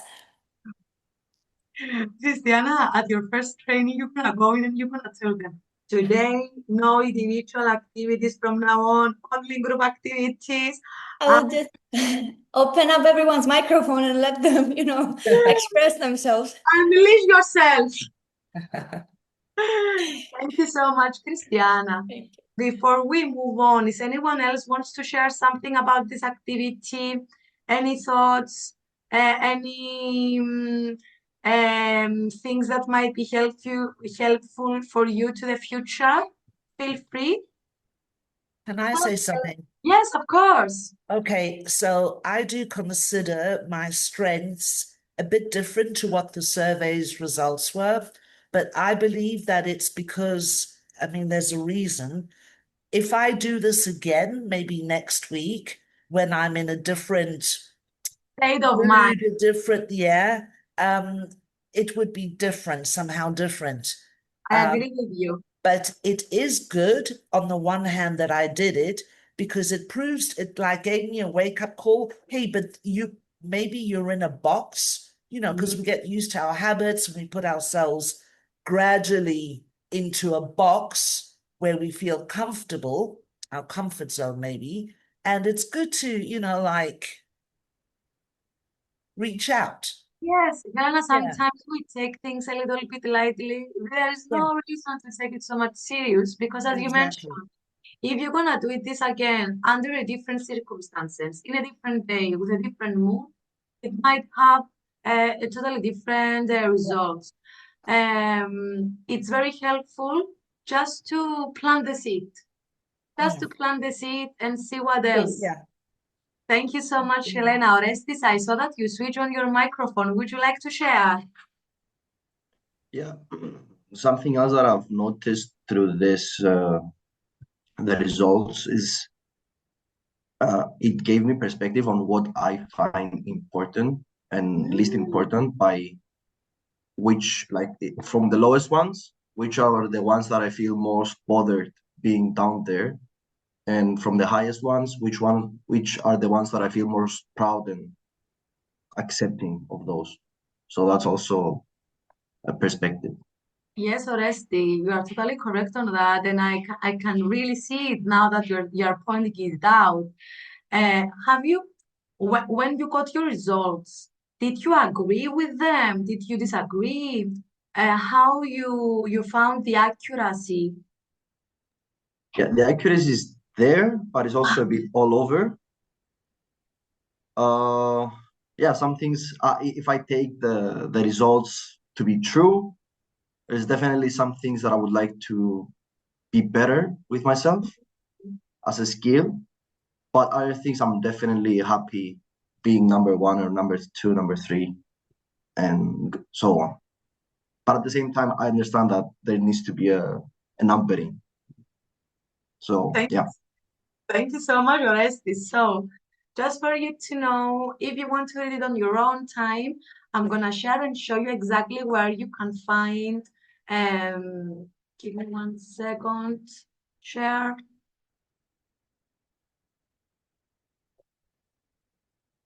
Give me 1 second to adjust my screens. It's in the Principles of Adult Learning presentation. Here, it's like we have a statement that is not something that is fixed, okay? It's something that it moves around, as Helena mentioned. If you're gonna do it these ones more under different circumstances, you might have different results. It's clustered under some specific categories, courage, and comes with this, etc. And here I have divided them based on the virtue, the characteristics, and some very small examples just for you to be able to understand what really means about love of learning, etc. So you can go to page 70 onwards and you can have a look if you want to read them and reflect on them. Now, Julia, yes, sorry to interrupt you. Yes. Have you over your past years and experience discovered any ways how each of these traits and attributes can be applied separately into defining presentation styles or training styles? Is there a way for someone with more love and spirituality to create a unique presentation style or a training skill that someone with humor and less empathy might have to still get the same points across, but because they have different values or traits or personal characteristics, is there different, have you guys discovered any application to these characteristics when training? This comes up to the trainer, Konstantinos, and what I mean by that, let's say that you have done your reflection and you have noticed that you have difficulty showcasing empathy to your trainees, let's say, okay, and you have noticed that this really affects the way that you connect with people. It's up to you if you want to work on it. And there are 3 distinguished words. If you have noticed that this is bothering you, because the first thing is, it bothers me that I'm unable to showcase the empathy, and due to that, I see that my trainees have difficulty in bonding with me and then with each other. And this really impacts my trainings. It's up to you to see if you want to work on it, if you have to work on it, and if you can work on it. And I will tell you exactly why. Maybe it's irrelevant with your learning programs. Maybe showcasing empathy doesn't really affect them. So do you really want to? If you want to, go ahead.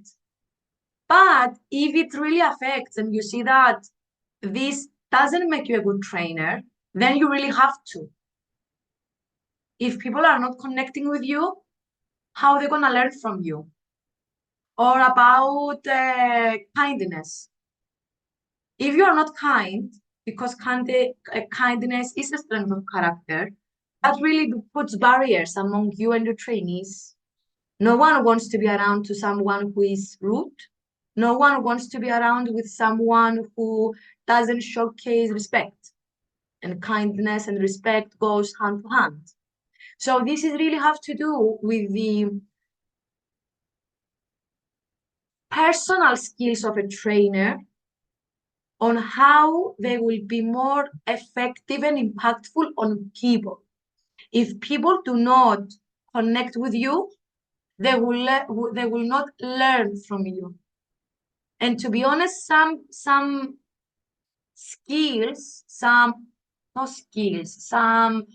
strengths, some attributes, you might not want to work on them, and it's totally fine. There is no have to.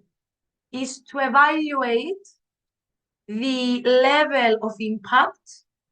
If this level of impact really bothers you, and if it does, are you willing to work on it? Is within this perspective that I thought that this learning activity might be beneficial for you. I don't know if this answered your question, to be honest, though.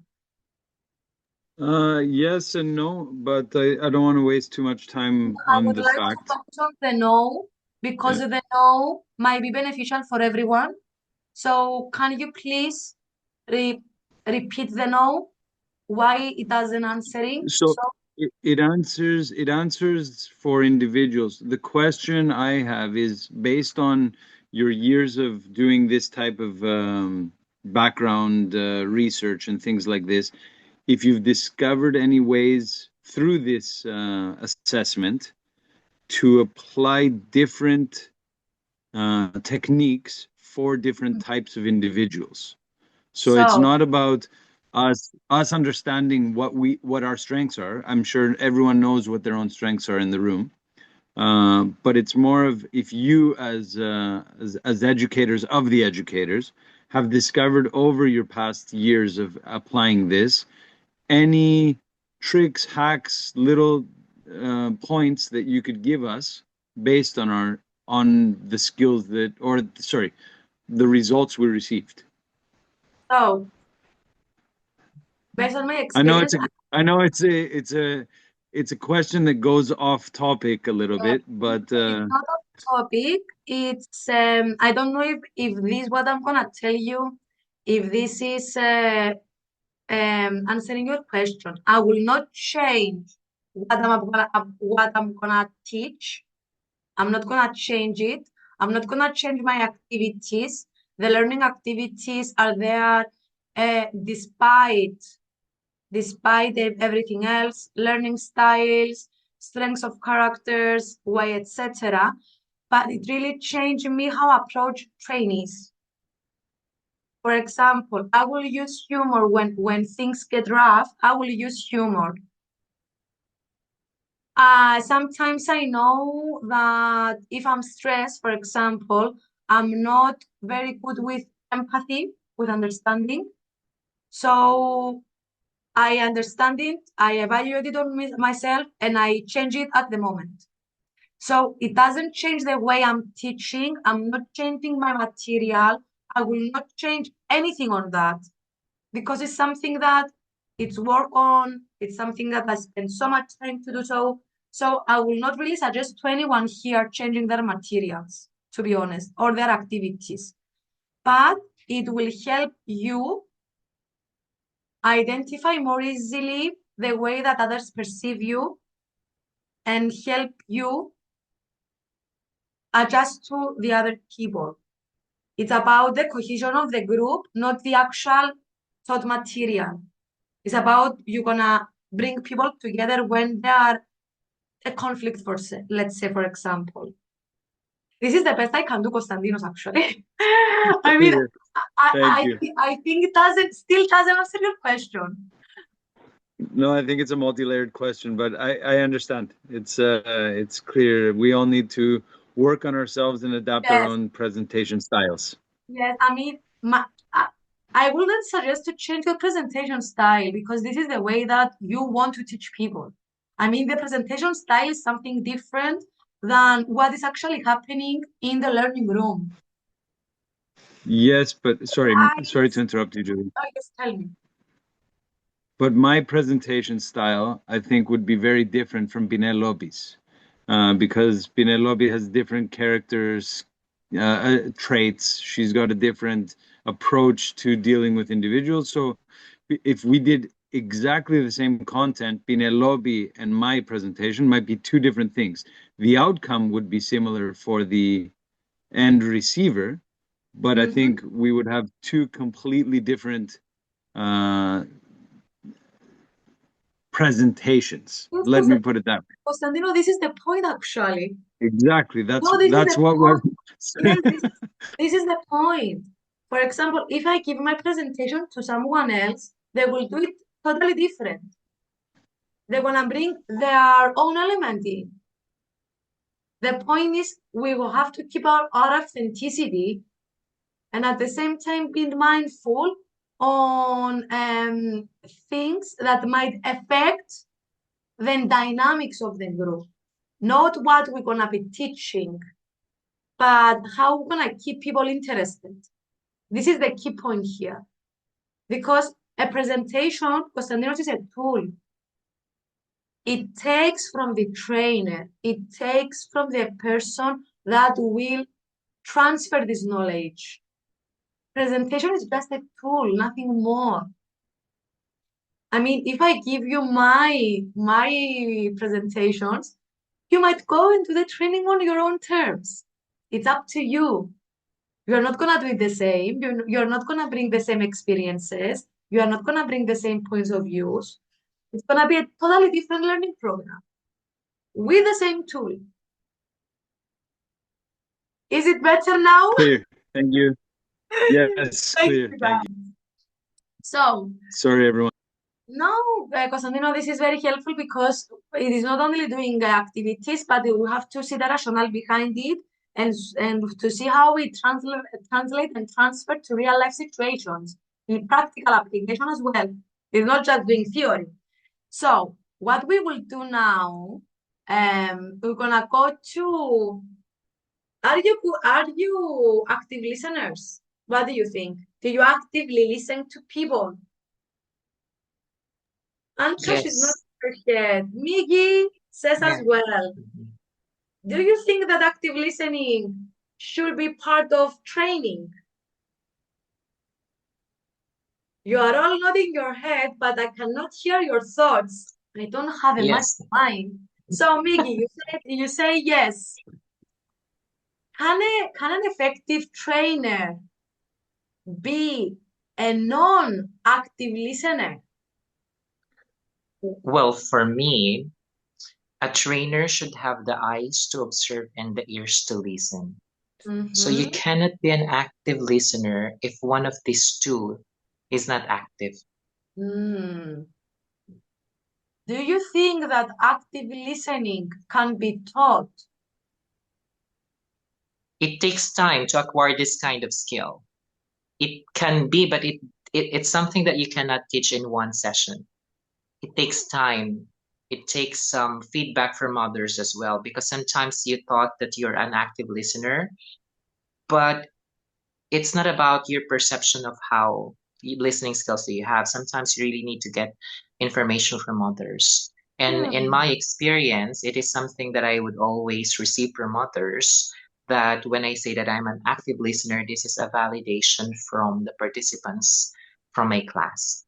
And something that you will feel as well, because you know that, look, a perfect example would be like this. An active listener for me, for example, could also be when you ask a question and nobody is raising their hand, you try to observe. You do not answer yourself. You try to rephrase because that would mean maybe that your question was not too clear on them. And then that's the way you observe now. How was their reaction to your question? What is their facial reaction? So these are all part of active listening skills. And whenever they have questions, if something is not clear, you try to ask them to elaborate it. So it's more, or you rephrase it. That's why you're talking about feedback a while ago when we start. Feedback is very important because you not just get to assess if they understand it, you also get to assess yourself if your line of questioning is clear. Exactly, Mickey. Thank you so much. It's very important, guys, active listening. And active listening sometimes, as Vicky said, it takes a really, really long time. If someone is not an active listener, it really takes a long time and a lot of experiments, let's say, in order for someone to acquire it. I have prepared an activity to do. Sorry, girls, it's gonna be a group activity. So what we're gonna do, we're gonna watch a very short video, okay? And then you will be divided in groups. I'm gonna give you plenty of time to reflect on the video and answer to some questions. Everything, before I begin the video, before I begin everything, I'm gonna share everything in the chat. So I will share the video, we're gonna watch it together, but the video, give me 1 second. It is crucial. You don't hear that. Give me 1 second. Okay. Give me 1 second. This is the link for the video. I'm putting everything in the chat. Video. This is the link for the video. Now, everything that you need to find, it's gonna be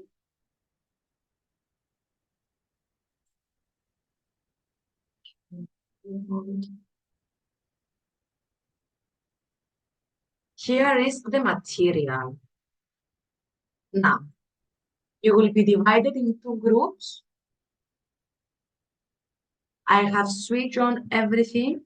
You will not click on any group at the moment because I have not divided you. Group A, this is the link. 1 second.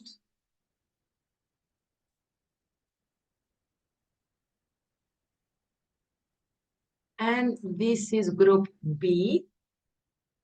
Again, the resource where you will be working on. So, group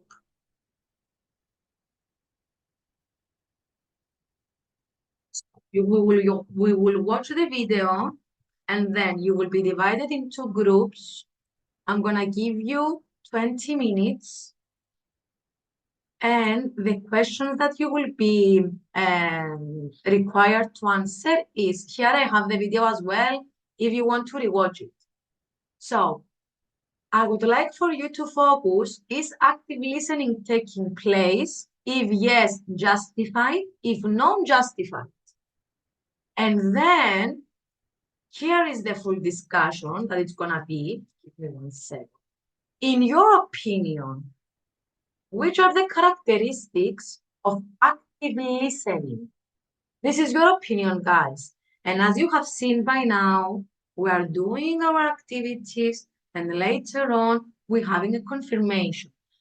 Thus, go with open mind. Here you have to discuss, bring in your own ideas. Do not need to be correct. There is no need for you to be correct. I want you here to express your ideas freely. So, is it clear what we're about to do? Does anyone need any clarifications? Perfect. So, give me 1 second to, because there is another question.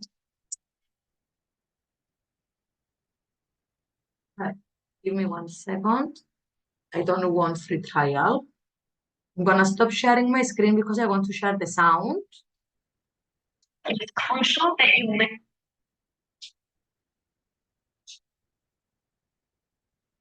I want to share sound.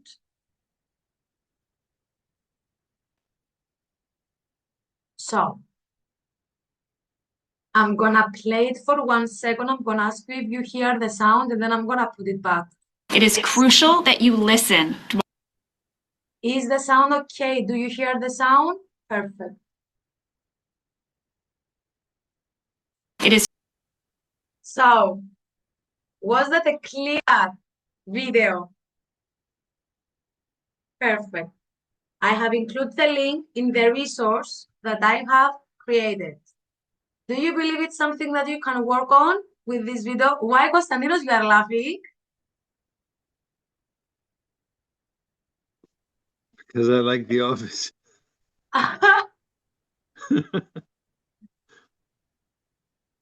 For me, this one is one of my favorite clips, to be honest. So, give me 1 second to create the breakup rooms. As I mentioned, I'm gonna give you 20 minutes. Let's recreate them. We need 2 rooms. Give me 1 second.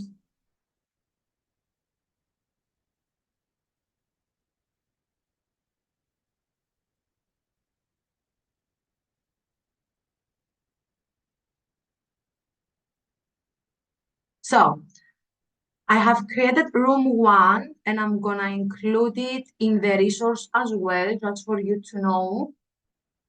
Anka, Pambos, Konstantinos, Helena, and Panayotis will be in group A. And you will choose a group representative to show us and to transfer your findings.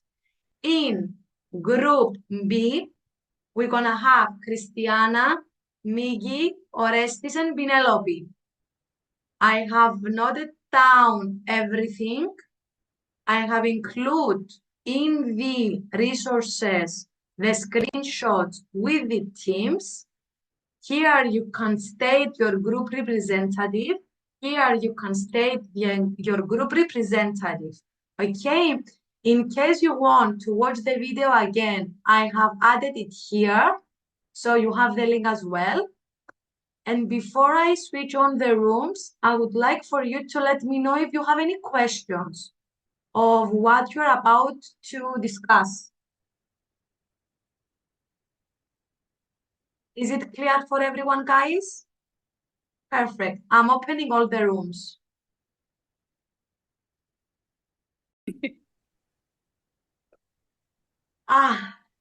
Is the group P. Group P has joined the. Give me 1 second. I have everything here. So how was it getting to know each other?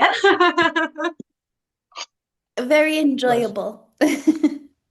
I heard that, Penelope, you are very close to Otis group in Lacha. I live in Atlanta, so I Googled it and it's 10 minutes away. Yes, I have uploaded, and I have to be honest with you, when I was in your group and I heard you about the face-to-face, I was uploading the link and I was like, are they watching me? Oh, wow. Because the timing, I was like, this cannot be happening, because I was literally including the link that we're gonna be meeting face-to-face. Oh, that's amazing. How this is possible? It's channeling. Yes, you're in my It's mind. channeling through. We're synchronized. Welcome back, everyone. How was it? Working in groups. Group A, did you write anything in the Google Doc? No. No. How you gonna present? Because as I see here, Panayotis is the team representative. I have my notes. Your notes. You are not using Google Doc, Panayoti. I like to, while I'm actively listening, Yes. I'm taking notes to process the information and then I type it, because typing it doesn't resonate with, my neurons. Panayoti, I don't understand what I'm writing if I'm typing it first. I really see your point. Some people they really need to have the feeling of the pen and paper. Old school. Yes. I don't consider it old school, to be honest. I consider it as the way that someone might more effectively learn. So some people they like to repeat themselves. Some people they like to record themselves. Some people they like color, to have a lot of colors. And some people they really like just to write things down. So, Panayoti, are you ready? Are you ready to present your team's finding? Just for a reminder, we had Anka, Pambos, Konstantinos, Helena, and Panayotis. Panayoti, when you are ready. I'm ready, yeah. So basically, at the beginning, we were having a discussion whether the guy was actively listening to the presenter and based on his facial expressions.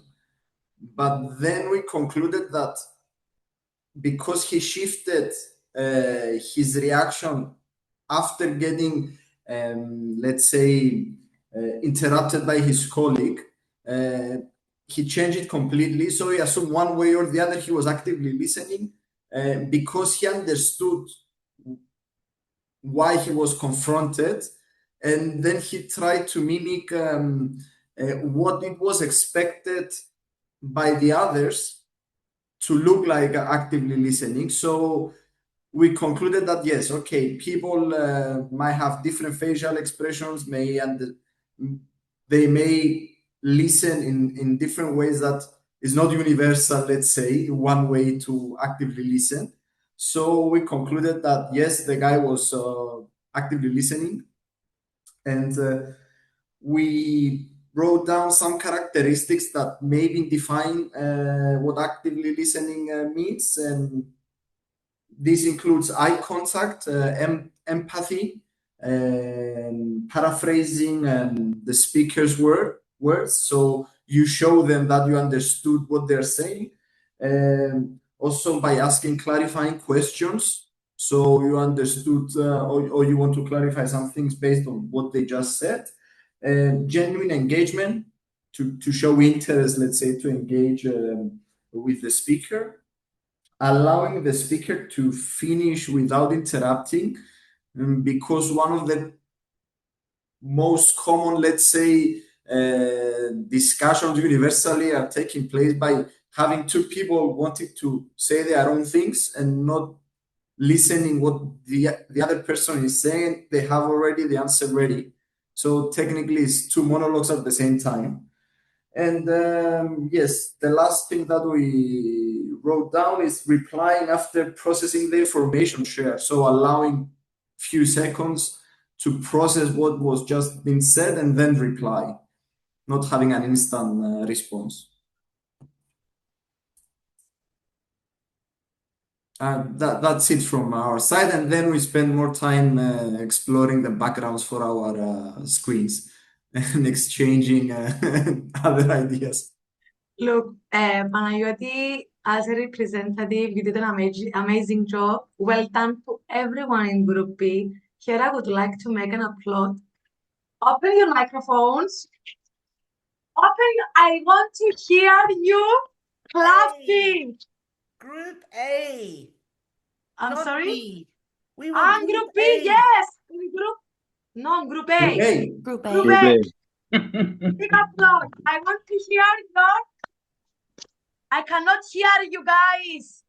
Well done. Well done, guys. You did an amazing job. And well done, Panayotis, for writing all these things down. I mean, I know that it's not easy to discussing, taking notes. It's not very easy. So well done on that. How was for you collaborating together and discussing? Perfect. Thank you, guys. Thank you so much. So I'm not gonna do any comment yet. First, let's go to Group B. Just as a reminder, Group B was Christiana, Miki, Orestes, and Penelope. And as I see here, the group representative is Christiana. Christiana, if you want to share your screen, feel free to do it. I believe you are able. You have rights, correct? Everyone has rights. Do you see share screen? Share. Hmm? It's the green little knob, isn't it? Yes, Christiana, do you have access to it? I'm trying, but there might be something here with my settings. Just let me try and do this. Well, we No, see it needs to sign me out before I'm able to share, so it will cut me off and then I need to re-enter. Would you like for me to share my screen? Yeah, sure. Yeah. Perfect. Give me 1 second. And then I will mute myself.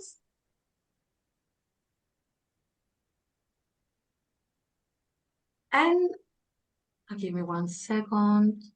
Screen 1. Christiana, are you able to read everything? Are you able to?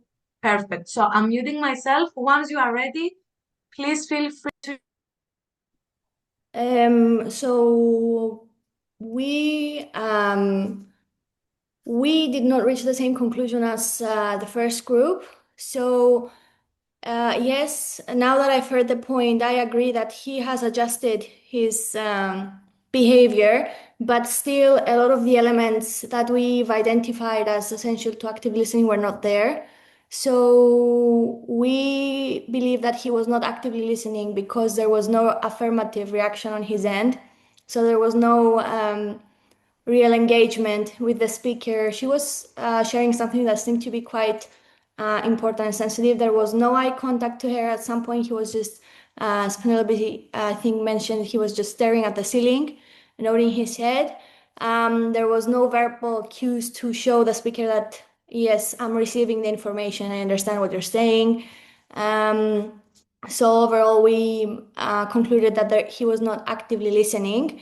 And another point that came up was that the trainer, she was not actively listening either. So she just, imposed a certain behavior as the a standard of active listening, but she did not really engage with the person either.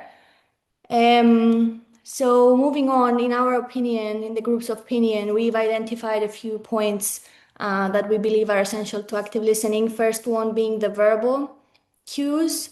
So you need to be giving affirmations to the speaker. You need to be asking some sort of follow-up question, following through with information to make sure you are understanding the information that is being delivered.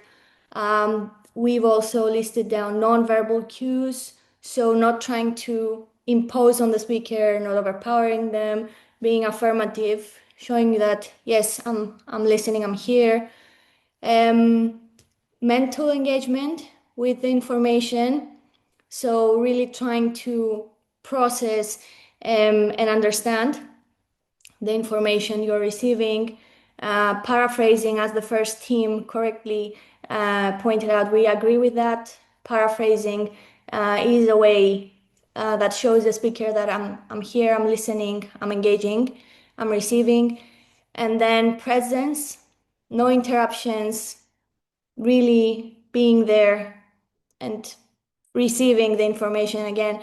And then we've also listed down having an open and neutral stance to the information, not being judgmental, so that the speaker feels that not only I'm being received, but I'm also being received well. So it's a safe space for me to keep handing out information.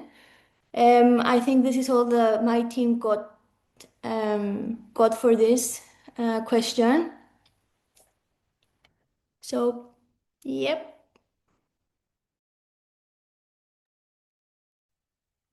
Guys, we did it in group A. We have to do it in group B because Christiana, well done. Well done. I believe that you did a very, because you said that you want to work on the way that you are speaking, etc. Fantastic job. And this is individual feedback for you. It was very well structured. Well done on that. Okay. Thanks.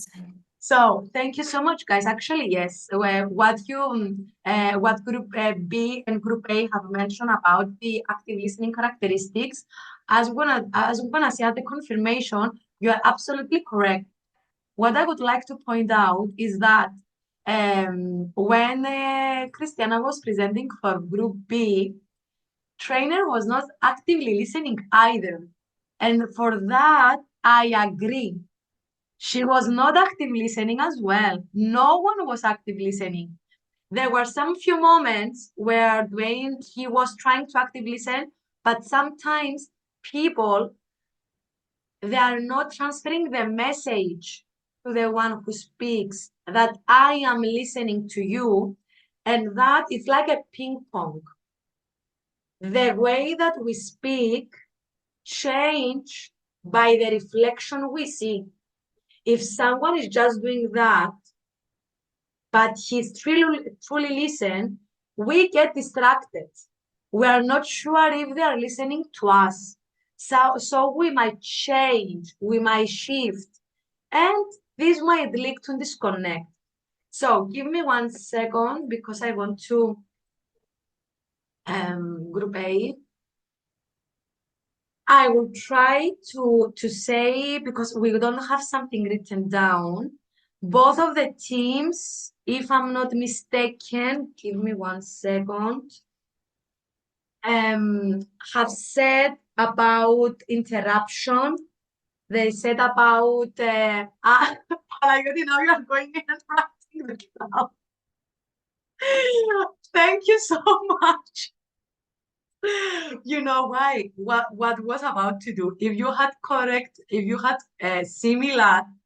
similar responses, what I usually do is I'm taking my notation and I'm drawing the connections. This is totally my take, but it's fine. Give me 1 second. Now I'm gonna close it. So,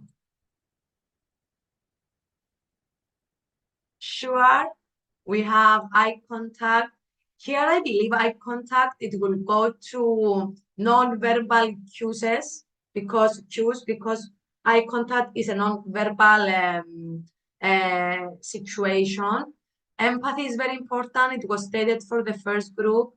The paraphrasing, it was mentioned by both of the teams, and I believe paraphrasing or repeating, it's very crucial to it because it shows really that not only you are listening to, but you are trying to comprehend, you are trying to understand, and you are putting it to your own words in order to make sense to you. Genuine engagements, allowing speaker to finish, it was stated by both of the teams with different ways. Now, just for a confirmation, if we want to go for active listening, we will not end. Someone mentioned it was Miggy, I believe, that the Miggy said, you cannot do it in one session, Miggy, you cannot do it with one activity. It's something that is going on and on. Sometimes we're gonna have some activities just to put things in perspective. Okay, now, the confirmation, give me 1 second. This, we have done it. Confirmation is under here, common fields. Here is our presentation. Oh, no. Here is a presentation.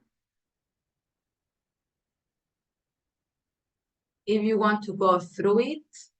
And we are at page 45. Here was the video that we watched. Active listening characteristics, of course, for full attention. We removing distractions. Phones who do not stop to ring, to vibrate. We are not having switch on our email account and having ding, ding, ding, ding all the time. If it's noisy in the room, if we are face to face and the room is noisy, that we will close the windows, we will make sure that everything is quiet. Otherwise, distractions might interrupt our potential and our ability to active listening to the other person. So, turning off the phones, making eye contact while someone is speaking. You mentioned specifically from group B was mentioned non-verbal cues. This is absolutely correct. We use body language. Okay, nodding. Be mindful, not like Dwayne. Being mindful, okay? Facial expressions, they show engagement.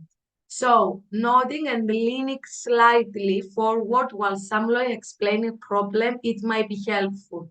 Reflective responses, paraphrasing, summarizing. Summarizing is very helpful, especially if we are in groups, because sometimes not all people are able to actively listen, or they might not understand, even if they try. So by summarizing, paraphrasing, we give the room and the opportunity for all the members to be able to reflect back to it, to point out things that they might have missed.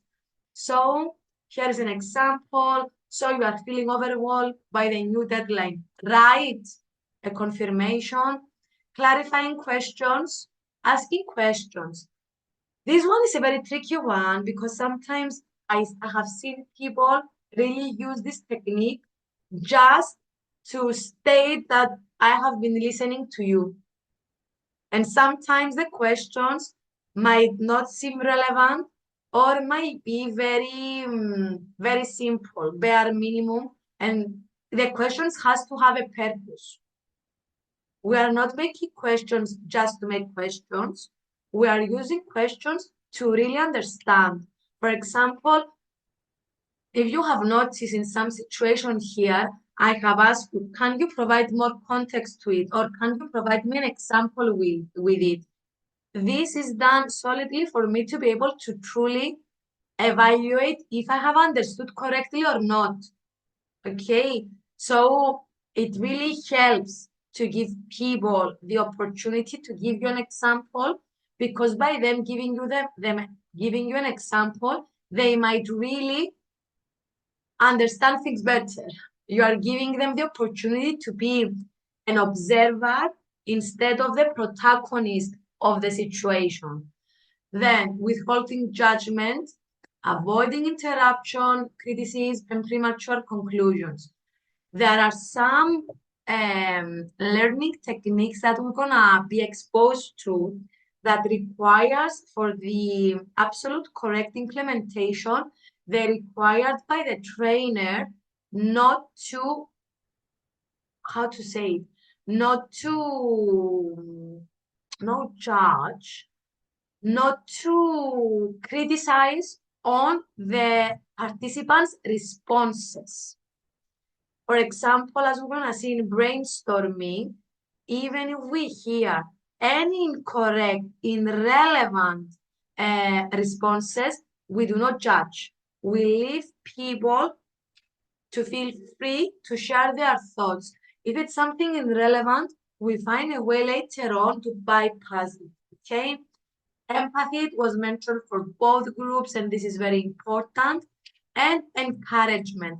Encouragement usually is happen without verbal, by doing this, go on, or by leaning, or by having eye contact, or if you are doing this gesture, give the space to people to express themselves freely.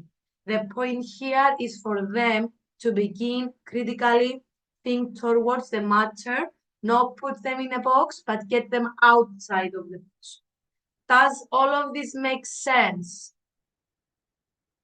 How you are feeling so far? Thank you, Anka. Do you have any questions? Do you want any clarifications?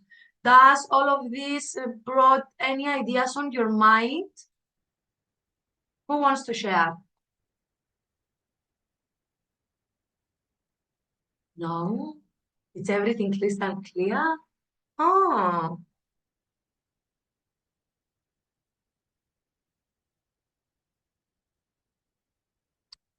okay then. I will take it. I'm not gonna pressure you. Before we're gonna go to a break in 15 minutes before, because everyone is here. I really want to go through some key points for our learning program. So give me 1 second. And I really mentioned it earlier. I was uploading the link and I heard the team, we're gonna meet. And I was like, you are watching me. So in Google Classroom, I have included Julia's contact details. So here is my personal phone. This is my email. Everything that you will send about activity, anything that you're gonna send me about special assignments, micro teachings, this is the email you will be using. I do not have access to other emails of Center 8. This is my actual email. Now, here I have included face-to-face details. Face-to-face first session, I'm really sorry. It's on the 20th of December. It's from 9 o'clock up until 5 o'clock. Here I have included the name, the address, and Google Maps here. Please make sure that you're gonna be here roughly 10 minutes before 9 because we will have to do our attendance sheet. Give me 1 second.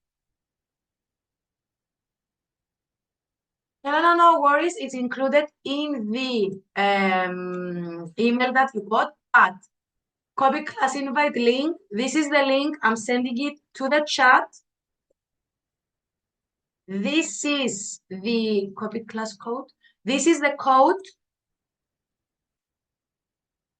Can you let me know if that works? I have sent it in the chat, Elena. You have to log in with a Gmail account. Okay? Okay. I'll look into this now. Perfect. So, now, make sure that you will be able to be there 10 minutes before 9. It's the first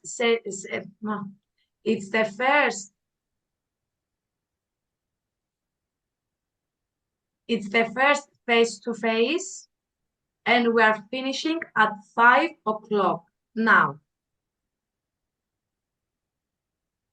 when I will upload this recording, I will include as a title info for the face-to-face as well, if you want to go through it, okay?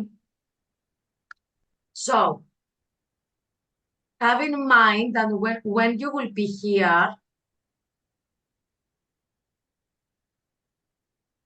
is the building, here is Vienna Bakery. So it's the main road of Latcha. We're gonna meet at Latcha Nicosia.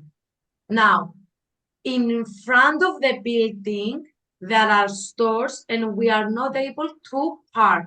There is a basement where it leads to the elevator, so there is no problem to park to the basement. So if you want, you can park on the basement. You are going from here, and here is the basement. Here is the basement, and there is elevator straight to the 3rd floor. We're gonna meet at the 3rd floor.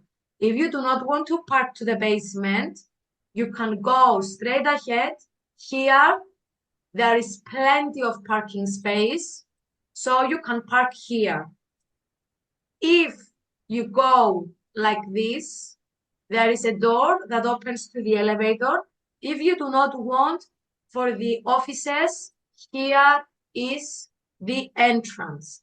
Make sure that you will be there 10 minutes before 9. It's very important because we don't want to miss on doing the Hermes attendance sheet correctly.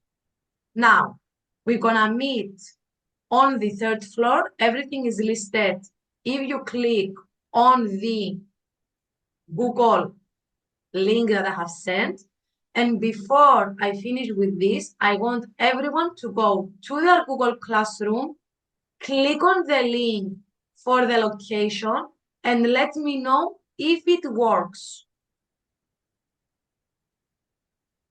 So Penelope knows where we're gonna meet. It What works. about Miggy as well? It works. I was able to access it. Perfect.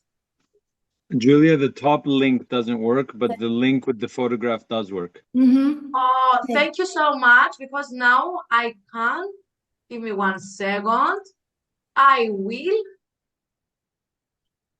copy and paste it, the correct one. Copy link. Edit. So Konstantinos knows where we're gonna be meeting as well. Who else? Same. Who else? Panagiotis as well. Orestis as well. Christiana. Does Yes, it work? but it works, but I will be away on the first face-to-face, unfortunately. Okay, you will be not here. Perfect. Now, Pambos, it works. And Why is Cam, it perfect that she's not going to be here? because she let me know from now, and I know that she will be away and I will not be anxious, very close to the learning program. I thought you didn't want me in the class, but okay. Yeah, I heard you will not be here. I'm glad Perfect. Konstantinos clarified this, actually. Thank you, Konstantinos. Okay, sorry, my link says dynamic link not found. Same for me. Okay, give me 1 second. First of all, Christina, that was not my intention. I just said, now I see how it sounds. Thank you We're so much. actively listening.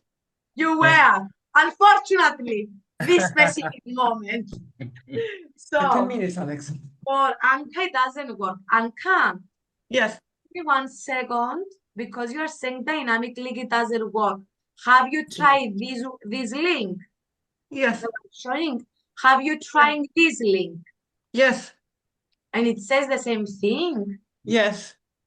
Can I say something? I think maybe it's a problem I had before as well. It's the browser. If you refresh it, will that be okay? Can you try, Helena, to Well, see?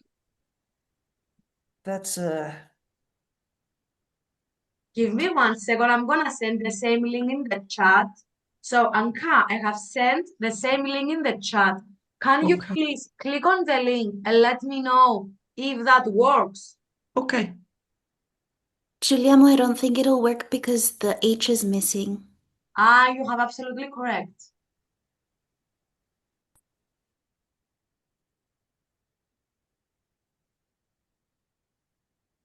Give me 1 second. I'm gonna try to add it again, because it's the actual copy to clip is the actual one. So it's really important for us to know where we're about to meet. And I'm gonna add the second one. Can I just put Vienna Bakery Lacha into my Yes. Waze and Yes. it'll take me somewhere nearby? Yes. It's exactly opposite. That's why I Perfect. said opposite Vienna Bakery. For example, here is the building, and here is Vienna. It's exactly opposite. And in Lacha, there is only one Vienna. That's why I didn't code Zorbas or something, because we have 3 Zorbas in Lacha. So here is the place that we're gonna meet, and here is Vienna. So it's actually very opposite. Constantino, how?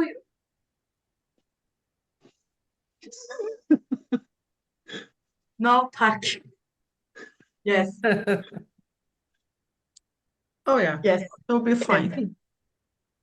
No parking. So guys, how you are feeling up until now? Do you have general any questions?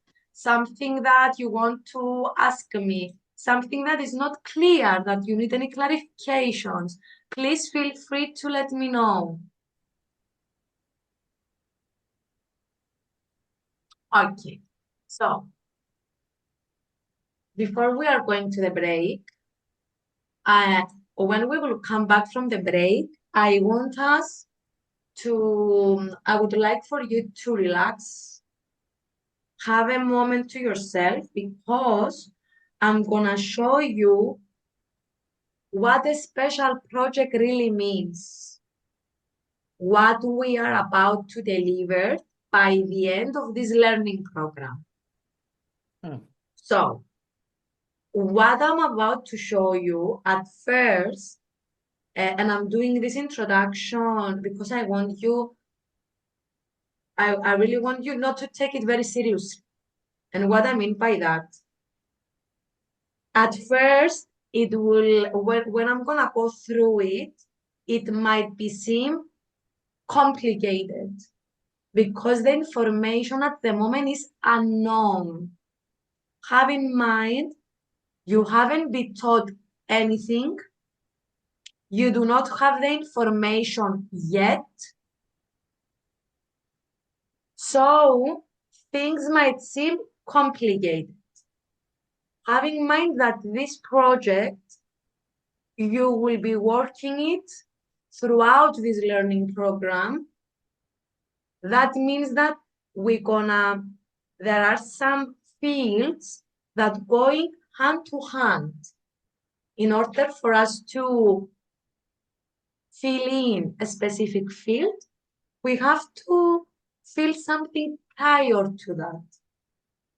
So I want you first to have an idea of what an actual learning program developed look like. And then we're gonna be focusing each of our sessions in one of these fields. How I am structuring my learning program, the specific one, is some theory, some practice, some activities for the project, some for adult learning.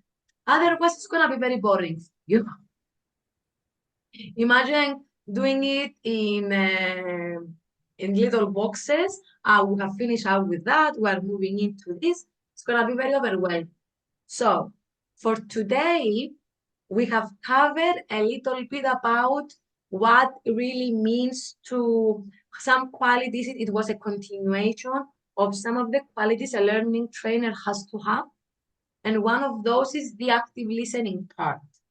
We have to be active listeners, and we will be evaluated, as you're gonna see, if we're active listening our trainees and if we're active listening our colleagues.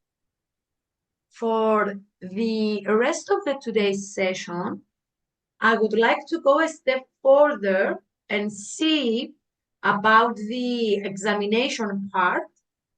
I spoke about we have to deliver a special assignment. I spoke about we have to deliver a micro teaching.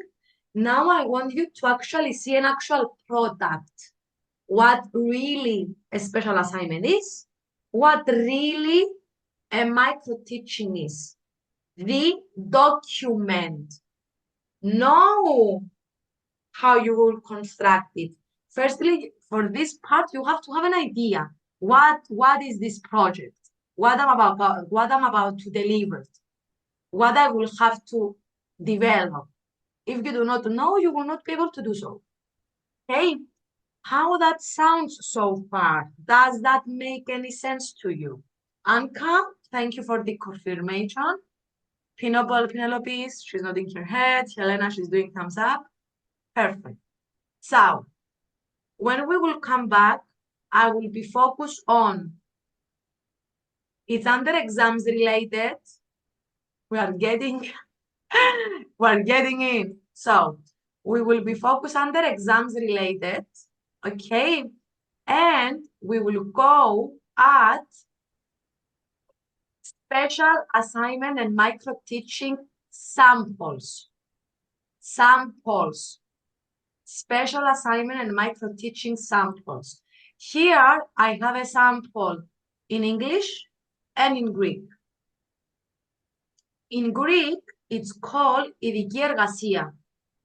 Okay, so I have uploaded one sample of a learning program, and I have uploaded a sample of a micro teaching. Now, those, I want you just for you to know, those are not actual samples. They are actual resources that I did for my examination. Okay, so I would really like you, my special assignment got 100 out of 100. Okay, my target here with you is the passing grade is 50. I do not accept 55. For me, 55, it's failed. If you go with a special assignment and get 55, that doesn't make you a good trainer. This is barely the minimum. So there is a reason why I have uploaded the specific samples.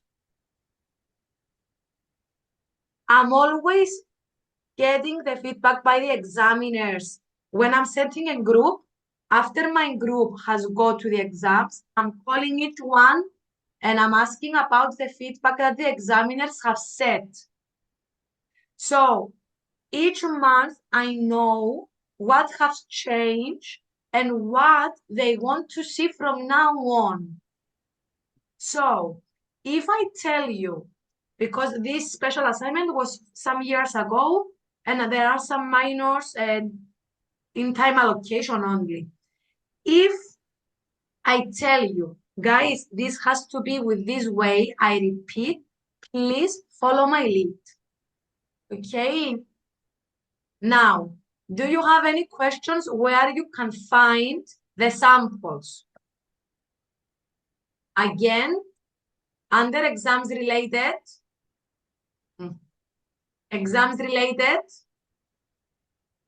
know the templates, because I have created templates for you as well. Samples.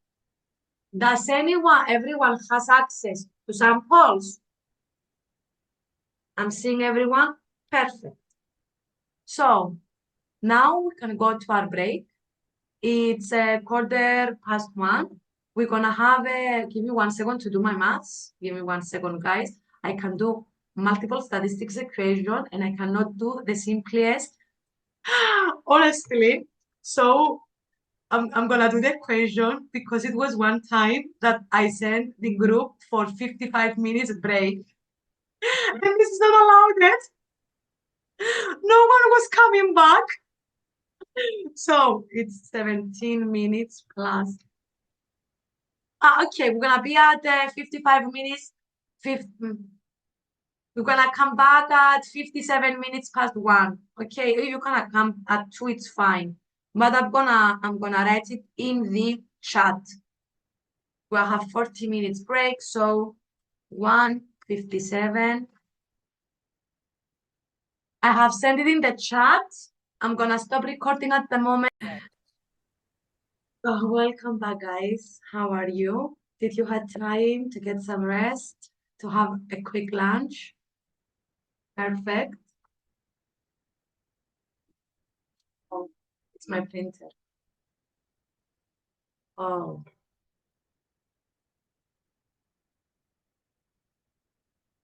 Okay, we're gonna leave it. I don't know if you hear it.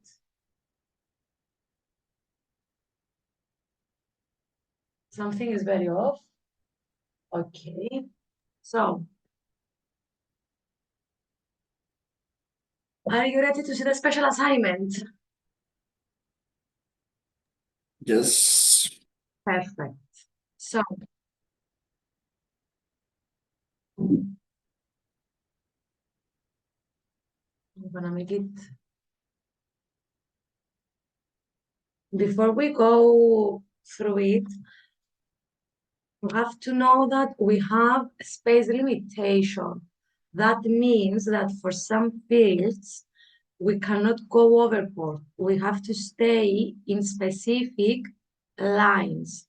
They count it by lines, not with characters. I don't know why is the way that they want to see the special assignment. One of the reasons why the special assignment is so structured is because they need to have a very unanimous way to assess us. Let's say if we wanted to do everything we want, if we wanted to develop it as we wanted, they wouldn't have any way actually to really assess and see if things that have to cover, we are covering it. So it's easier for the assessment process to have something that it has the same structure. Think about it as the assignments that we were doing during our school years, during to our academic years. We had to fill a certain word number. We had to follow a specific, let's say, template, and every assignment had different content, but with the same structure. Do you really see where I'm going with it? Perfect. Now, as I mentioned earlier, everything is under exams related. Second. So, for those who haven't found it yet, you will have to go under exams related, and it will be special assignment and micro teaching samples. Not the template. The templates are blank. It's for you to begin filling in when it will be the time, your own material. So we are going with samples. This is the one that I'm gonna show now. I have switched it on here. As you see, we're having always a cover page. In the cover page, we're having the name of this training program. It's our project, we have to state it. Here it's a title, the duration of the program, name, title, contact details. Okay. And then we're beginning to see here are the contents. In this special assignment, we will identify the learning program need. We cannot really develop a program if there is no need to it. So we will be devoting some time to see how we identify these learning needs. Then we have to state the learning program purpose. There is a need and there is a purpose of our learning program. What this learning program is aiming to do. What is its purpose? Then our objectives. We have to state the objectives. Is what I said earlier, Orestes. If you know your objectives, you are will be aware if something is going off tracks. So there is a field dedicated to coding and stating the program learning objectives for this specific learning program, what I'm able to do, what my participants will acquire at the end of this learning program, what kind of skills I will provide, what kind of knowledge I will provide, and what kind of shift it will do to their attitudes, to their behaviors. Then, of course, we need to construct our modules. What is my modules? Which are my sub-modules? Which is the curriculum of this learning program? What I'm about, which is my structure? Okay, I have identified the need. I have coded the purpose. I have identified my objectives. But at the end of the day, what I'm about to teach them. Then HRDA has have a significant field about icebreakers and energizers. Icebreakers and energizers, they have a challenge because icebreaker has to do with bringing people together. Energizers comes to provide activation again, bring back people if they lose their interest, and we have to develop those for our learning program. Having in mind that icebreaker and energizers have to be relevant with our learning program. We cannot go ask ChatGPT and copy and paste a random energizer, a random icebreaker. We will see that we will have to have them really close, really derived for our learning program. Then we have the methods, how we are about to teach this learning program. Are we gonna do it face-to-face? Are we gonna do it online and justify? The key here is justification. We cannot really just state things without proving the rationale, without giving context. Then, learning program techniques. I have said that I have this objective. I have said that I have this curriculum in my modules. What am I planning? How am I planning to transfer knowledge? What kind of learning techniques I am planning to include to my learning program? I cannot have a learning program 8 hours that is gonna be 8 hours of lecture, 8 hours of question and answers, 8 hours of projection showing videos. We will have to have a variation depending on what we're about to teach, depending on our modules. There is a specific list of learning techniques that might be more appropriate. Then we have the learning program media. Media is what kind of technology we might use.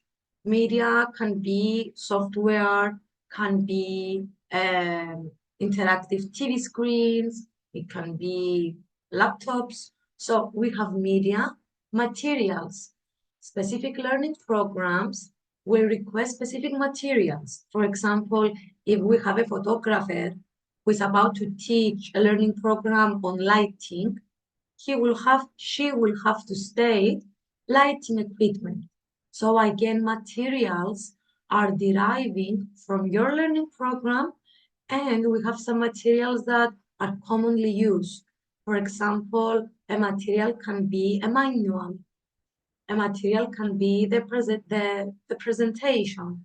All learning programs has presentation, but some learning programs have more materials than others, especially the practical ones.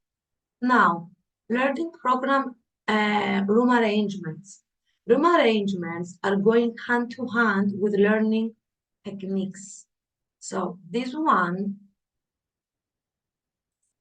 is going hand to hand with this one.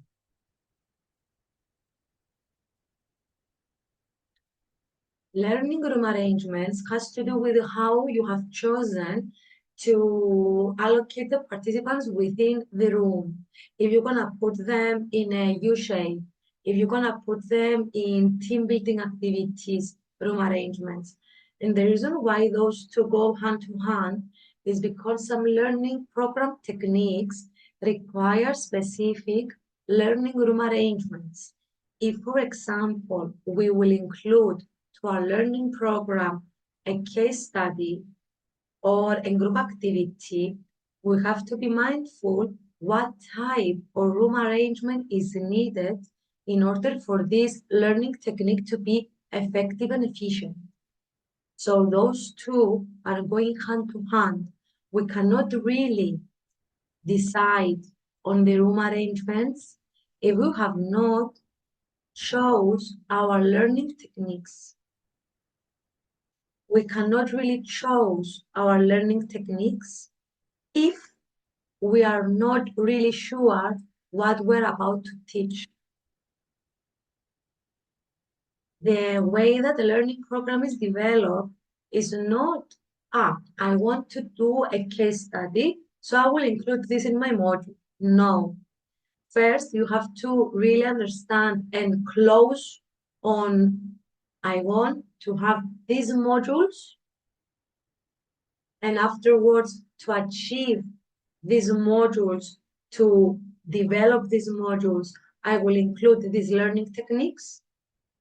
And because I have included these learning techniques, I really need to see how people will sit. Okay, does that make any sense? How perfect. Now, after that, we are devoting some time on how this learning program will be evaluated. What type of evaluation will we be using? What will be evaluating the components? What tools will develop to evaluate the learning program? And what is the evaluation techniques? Those 11, 12, 13, and 14 points are going together. They are saying the same thing with different words. They are explaining the same outcome from different perspectives. Evaluation, it's a point in the special assignment where we will see that we might repeat ourselves a little bit from a different lens, and have in mind that, second, I want to change it.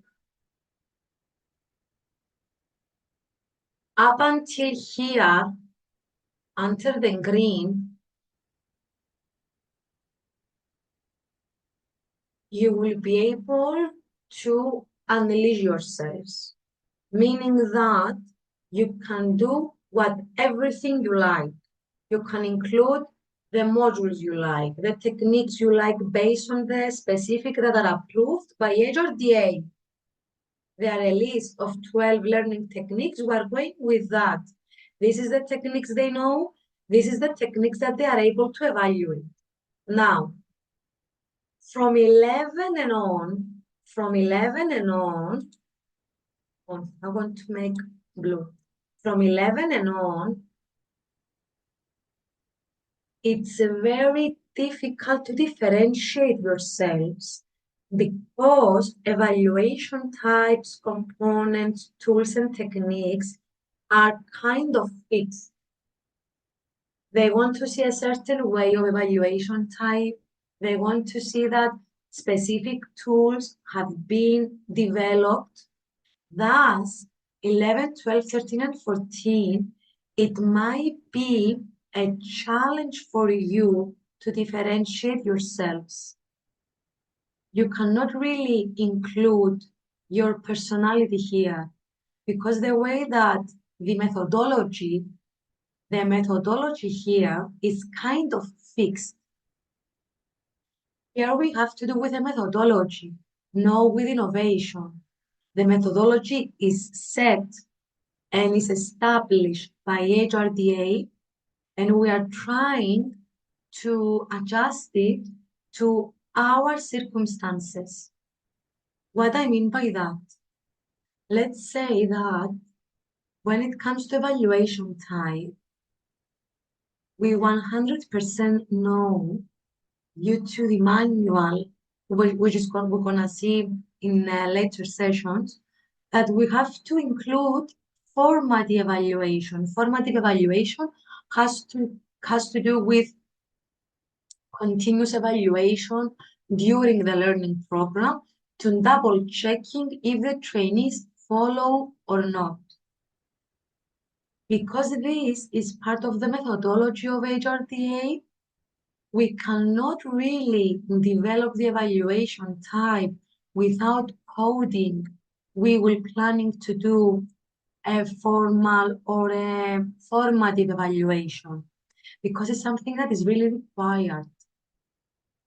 Thus, in evaluation type, evaluation components, evaluation tools, and evaluation techniques, you will see that you might need to follow a structured methodology, which has been given to you, adjusted a little bit to your own words and into your own learning program. I would like your thoughts on that. How this sounds to you, if someone wants to share. Tell us, Miggy. Yeah, Julia, I was just reflecting on the list of items that we need to accomplish. I kind of bit thinking that the presentation or the training that we need to conduct is a skills training.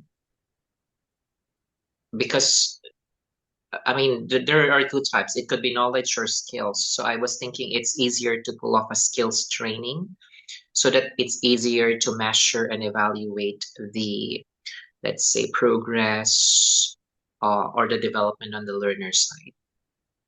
Miggy, actually, Or it doesn't matter.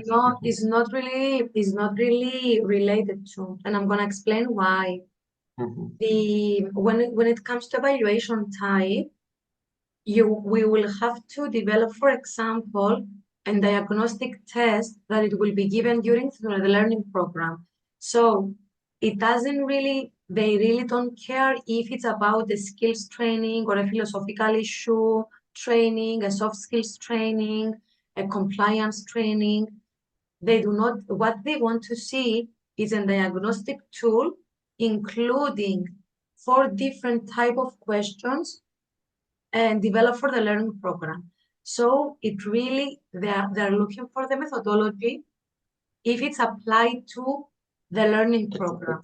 So let's say that someone wants to develop a more soft skills learning program, as I'm gonna say a random title, effective communication, for example, in the workplace. Because my sample is a theoretical.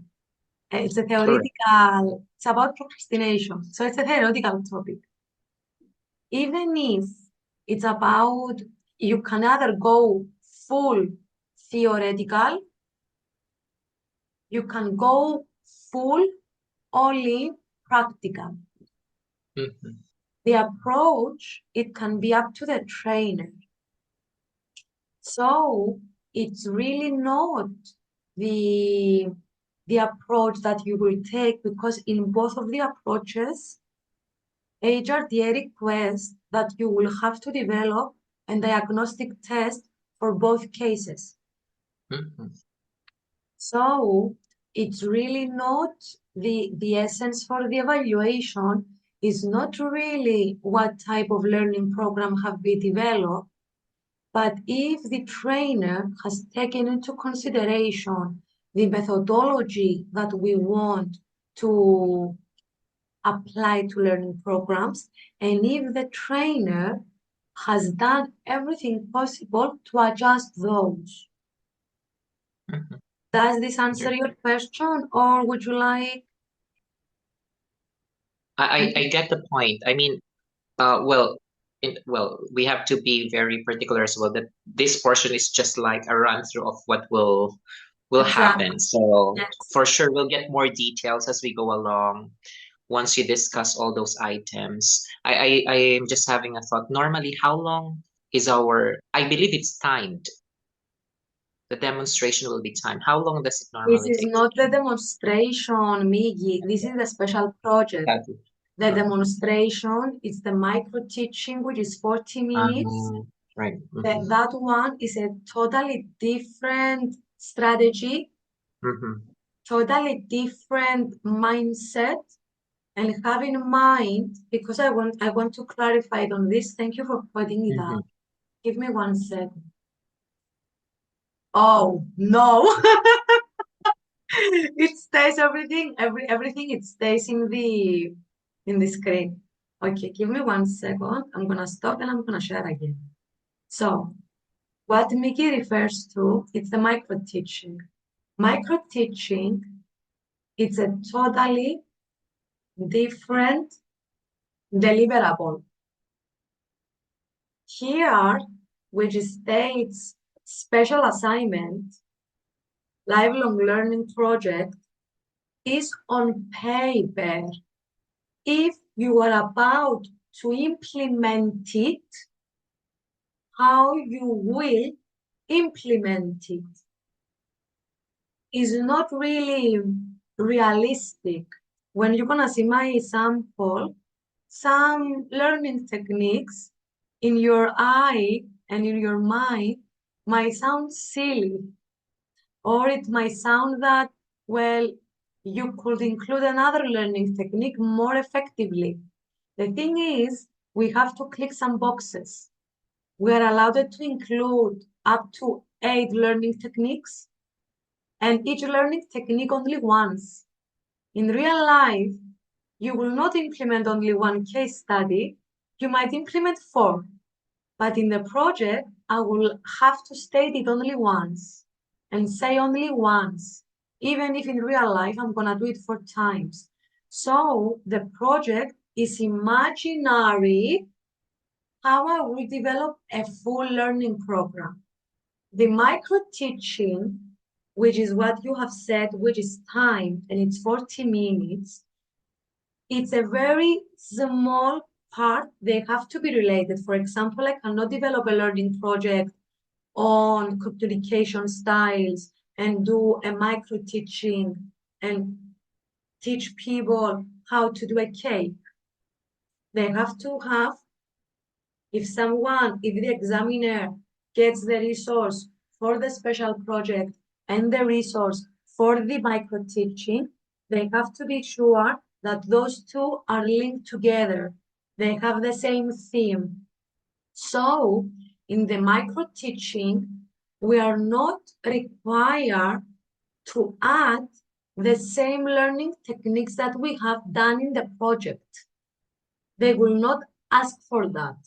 What they will ask is to see common theme that is in the same topic, and the micro teaching to be derived from our modules of the special project, to have a sense, to have a commonality. If, for example, have not included in my modules let's say, grounding techniques, I have not included anywhere in my special assignment, and they see a micro teaching on grounding techniques, they will challenge me how those 2 projects are coming together. What is the connection of this special project, which is an imaginary best case scenario? Everything goes as you plan, everything works out, everything will happen as you have written them down. That is one to see, a perfect imaginary scenario.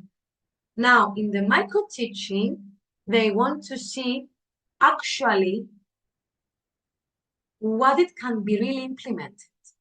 You develop an amazing learning project on XYZ, but is this teachable? Is this teachable? Does any learning techniques works?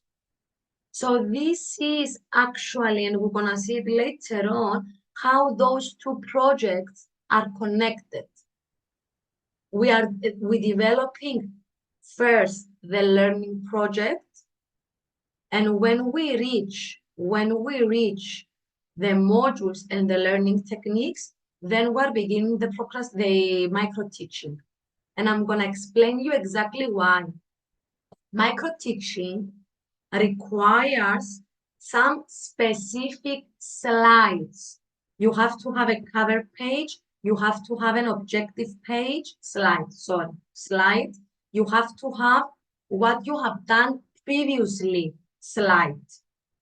Meaning that you will have to state from which module you thought, this might be a good thing to do in my micro teaching. It's there, the connection. Otherwise, no worries at all. You can state different learning techniques, no problem. You can do different objectives, no problem. As I'm gonna show you the objectives of the micro teaching They are never stated in the objectives of this big project. No worries at all. What counts is the project to be yours. They will challenge you on that. They will ask you on that, why you chose to teach this thing, how it is relevant to your background, why you chosen to include these learning techniques, and why you didn't choose a different one. They will challenge you to really see if it's yours. On the micro teaching, what it counts is the delivery, how you spoke to the participants, which activities which are interactive you include in your activities, if you finish at 40 minutes or earlier, and if there were flow during the learning program. Okay, does this now make more sense? Okay, so moving on, and I lost my beautiful painting. So as you see here, I have 3 appendixes: Appendix 1, Appendix 2, and Appendix 3. Those are the tools that we will have to develop. We have Appendix 1, which is the initial questionnaire that we can develop as a pre-assessment to see which is the individual needs. We have Appendix 2, which we will do a final evaluation of the learning program to assess how we did as trainers, how the participants evaluate us. And Appendix 3 is what I have mentioned, is a test that it will be given during the learning program to assess if we are going towards our goals and we can move on. Does the rationale up until now make sense? I would like your comments. Perfect. Now, let's go to the words. As you see, we have learning program needs. So we are explaining why this learning program is needed, who is our target audience, and what we did in order to develop this learning program, our rationale. Moving on, which is the purpose? You see that in some cases, length is more than others. As you see here, I have stated a purpose with 3 lines. This is the well-defined learning purpose. We're gonna do some examples on that, okay? It might seem very easy, the purpose of the learning program, to have a full explanatory purpose in only 3 lines. Trust me, it takes time. We have to give the message of what is this learning program with the fewer words possible. How that sounds, Penelope? It sounds very easy, correct? It sounds challenging.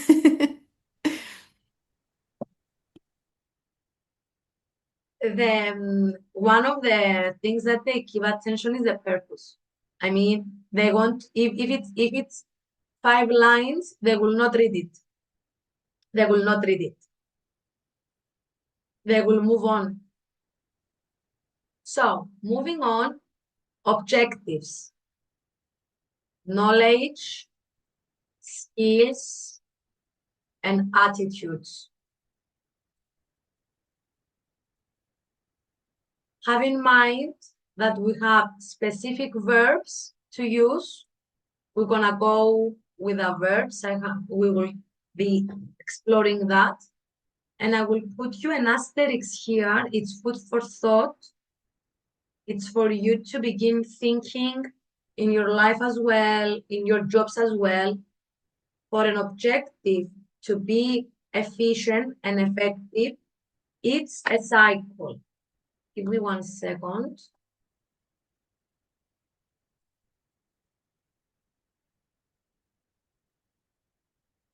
You are watching what I'm doing, it's fine. I'm gonna add the identification of learning needs. This is where it goes.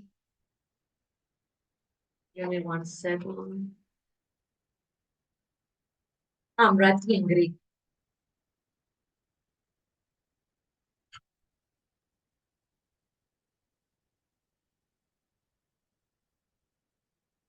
So, what we have used to up until now in life is that everything is linear. Everything, it's only a line. Do you see my screen? Perfect. Everything is a line. If, for example, you do X, give me 1 second. If you're gonna do X, automatically, no matter what, will lead to a potential outcome, no matter what you're about to do.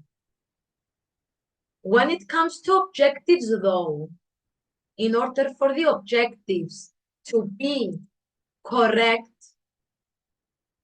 it's a systemic approach. For an objective to be acquired, it has to be able to translate one to another. An objective, give me 1 second because I lost my... We have skill, we have knowledge,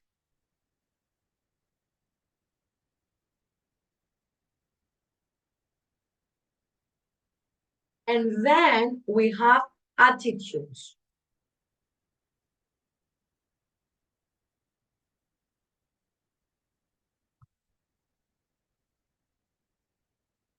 So, if our learning program providing only skills, only to do what they are learning, if we're providing only theory, only knowledge, how this knowledge will be transferred in actually doing?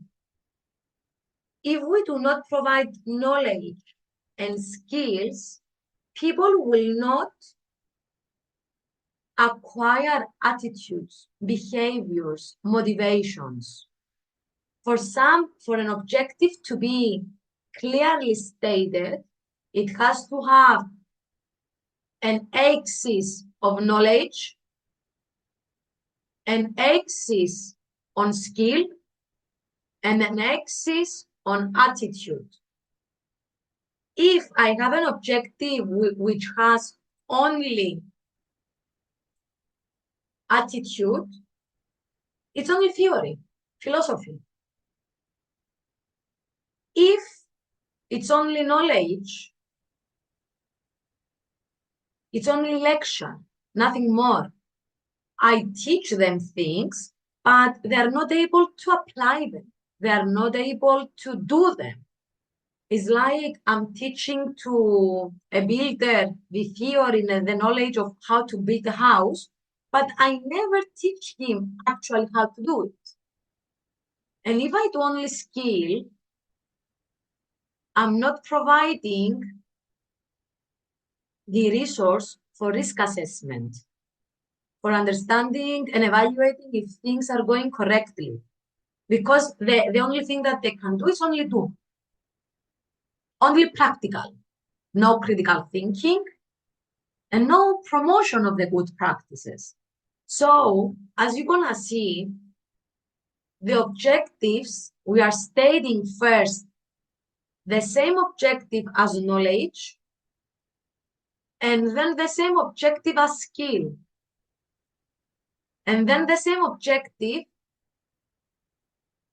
as attitude. This is the correct rationale of objectives. Objectives are not independent for each other. They are not independent.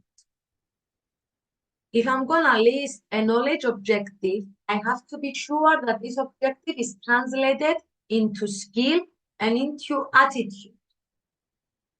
How that sounds, I would like really your feedback on that. I want to see if you are following the rationale. Anka, she says yes. Switch on your microphone. Yes, I think it's going to be much more clear once we go more deep into it. But yes, I can see the connections and between them and what is the purpose of it and all that. I think it's going to make more sense a little bit later once you start.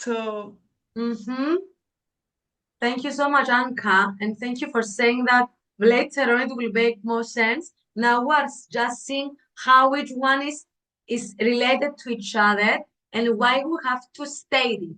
The purpose of each field be in the project. Okay? Thank you so much. Anyone else who wants to share up until now? Constantino, Panayoti, Oresti, Christiana, Helena, Pambos, Miki, how is it so far? I guess now we are in the attitude phase, like the presenting the concept, and then, as Anka mentioned, we will touch into the more practical points of the whole concept. We are in the knowledge. We are in the knowledge, and later on we will go to the skills. And when you will get certified, you will go to the attitudes. I think you need the right attitude though to do the. Yes. I assume we are at that stage. Yes. Thank you, Panagiotis. Migi? Yeah, I think it's just more of, I like it because you're giving us the structure from the very beginning. So we know already the foundation.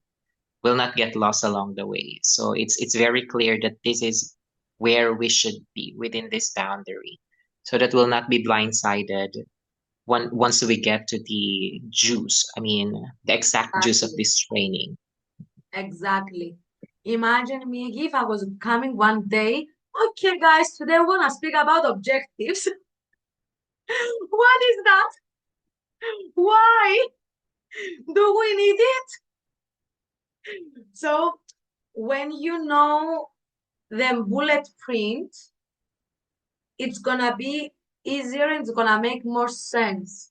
We're just seeing it now, we're seeing the map, and then we are gonna put the directions on our phone and we're gonna begin driving, going past things. So we're moving on from the objectives, and here it's the modules, and I will stay here for today. We're gonna finish it next Wednesday. Modules require only two fixed things: the introductory session, which is clear what we have to include, and the closing session.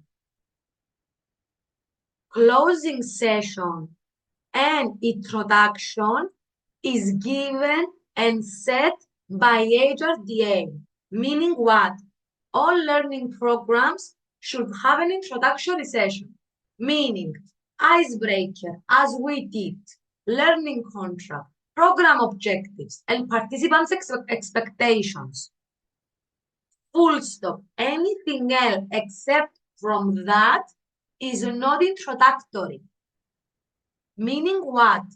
I'm not allowed in the introductory session to include any knowledge, any brainstorming, anything that is going to be linked to the learning program. It's clear, cut clean by HRDA what I should include in this introductory session. Anything more is not introduction. Anything more It's putting the participants in the process of learning for my program. That means if I have done that, I have to continue to module 2, which then we will include each one their modules. So, module 1, introductory module, and closing module, it's set. It's then between that you will begin developing based on the topic that you will decide. And I'm gonna leave it up until here. How that sounds so far? I would like your thoughts.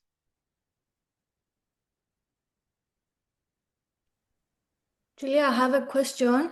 100%. Tell me, Christiana. It's going to be a fixed duration of 8 hours as the one you presented? No, this is on paper. You can make from 8 hours up until 14. And I'm gonna give more context on that. The reason why it's for each module, we will have to include at least 1 or 2 learning techniques. 1 to 2 learning techniques, because we have to include up until 7 to 8 techniques. By default, we have to include at least 2-3 modules. If you want to do 2-3 modules, you will have 2 or 3 learning techniques for each module. And in theory, we need at least a time frame for each activity. For example, a case study cannot be done in 5 minutes. A group activity cannot be done in 10 minutes. It has a process behind it. So even though this project is an imaginary project, we will have to have in consideration that, oh, I have included, I'm gonna do, for example, a case study. By default, a case study is 20-25 minutes. I cannot say that this part of my project is 10 minutes. It will not make sense. It has to have an actual justification and rationale behind it. So what I'm suggesting always, do not go overboard. If you're gonna include 5 modules, that means the work that you're about to do is twice as much. There is no need. You will not be evaluated on how many modules you have included, because as I saw you in the example, I have a lot of subunits. I have a module and I have the title of the module here, and I have 10, 1, 2, 3, 4, 5, 6, 7, 8. I have 10 submodules. So the idea here is to show a realistic curriculum of a learning program. What it really counts is how my curriculum was linked and interpreted in this learning program techniques. None of the curriculums have value if I have not linked them with appropriate learning techniques. As a trainer, I have written down my curriculum, what I plan to teach, how I'm planning to teach it. This is the juice, the zest of the full project.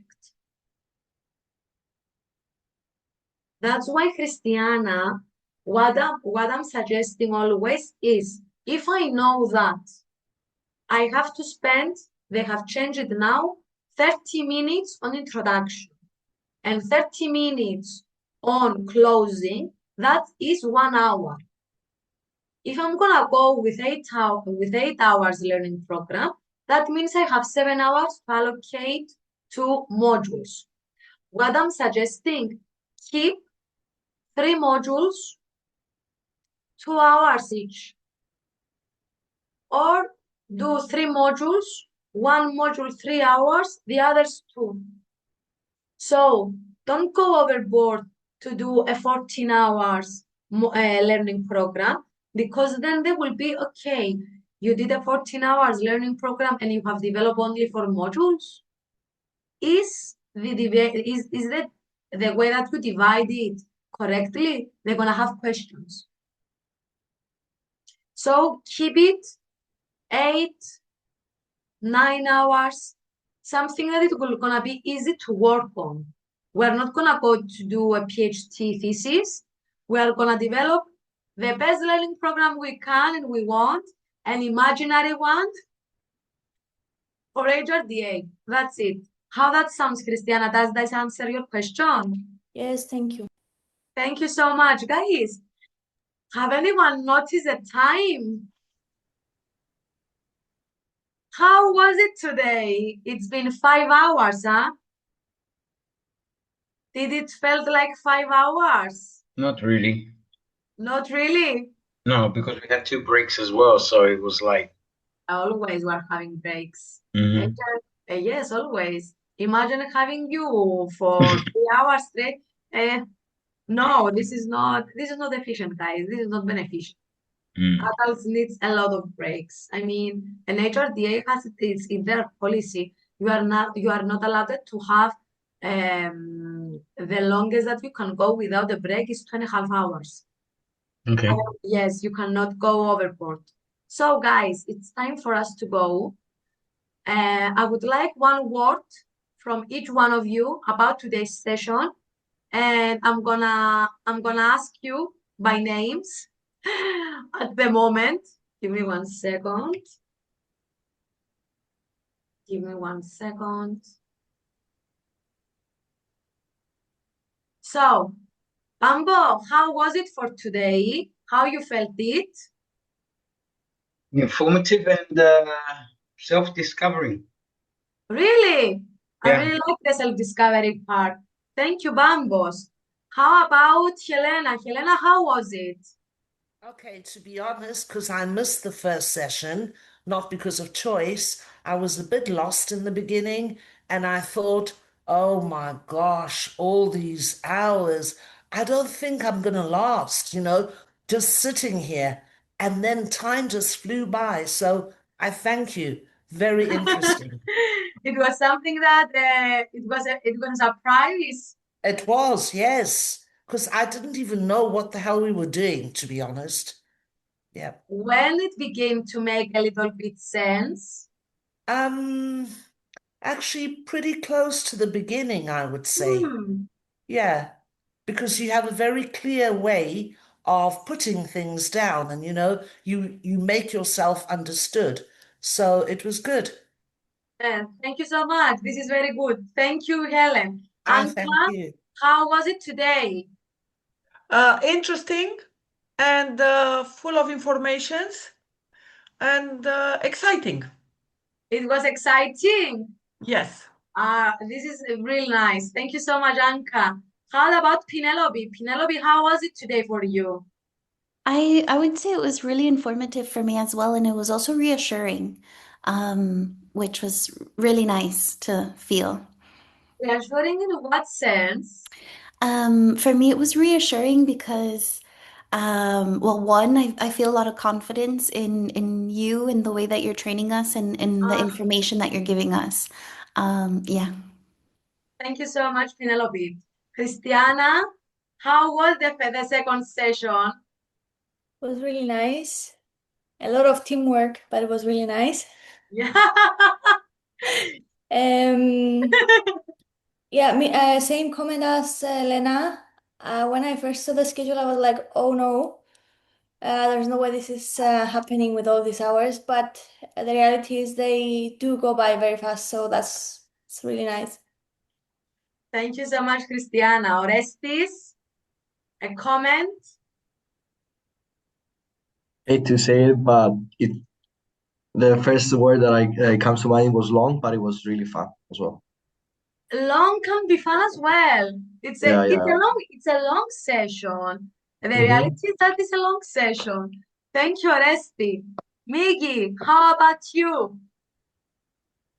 I should say that there are many light bulb moments since we enter or since we start the session.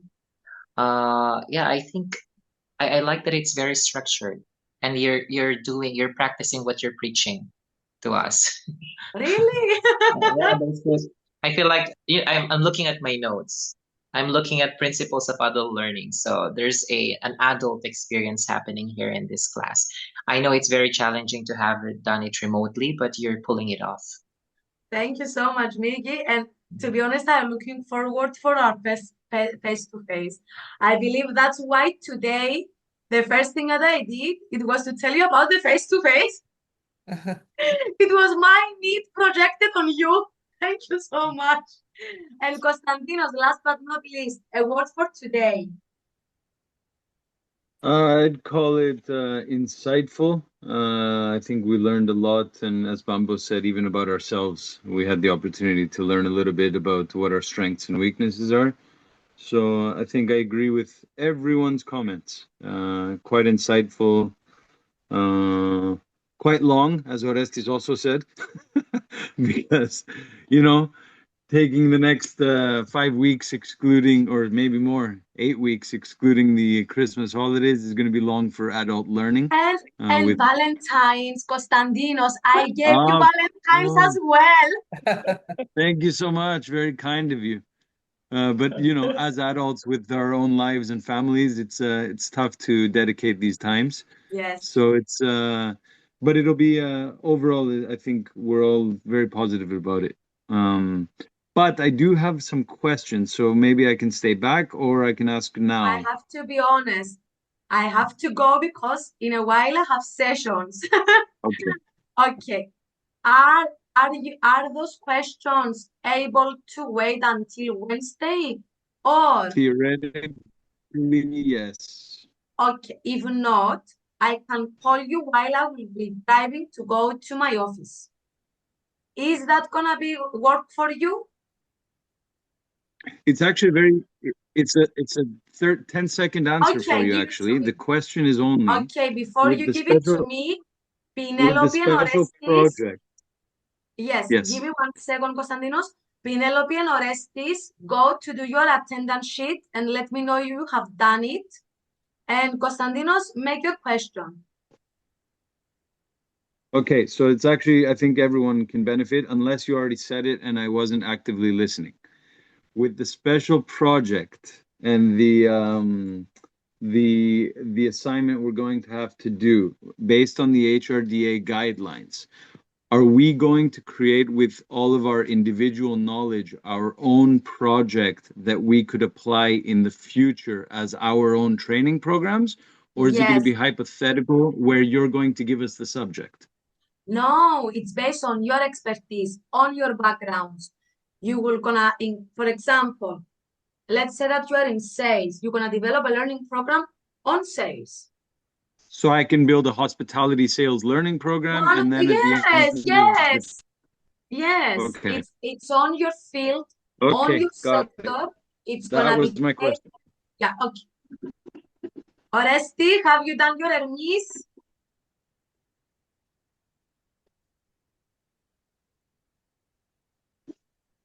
Orestes, Orestes, are got you, it.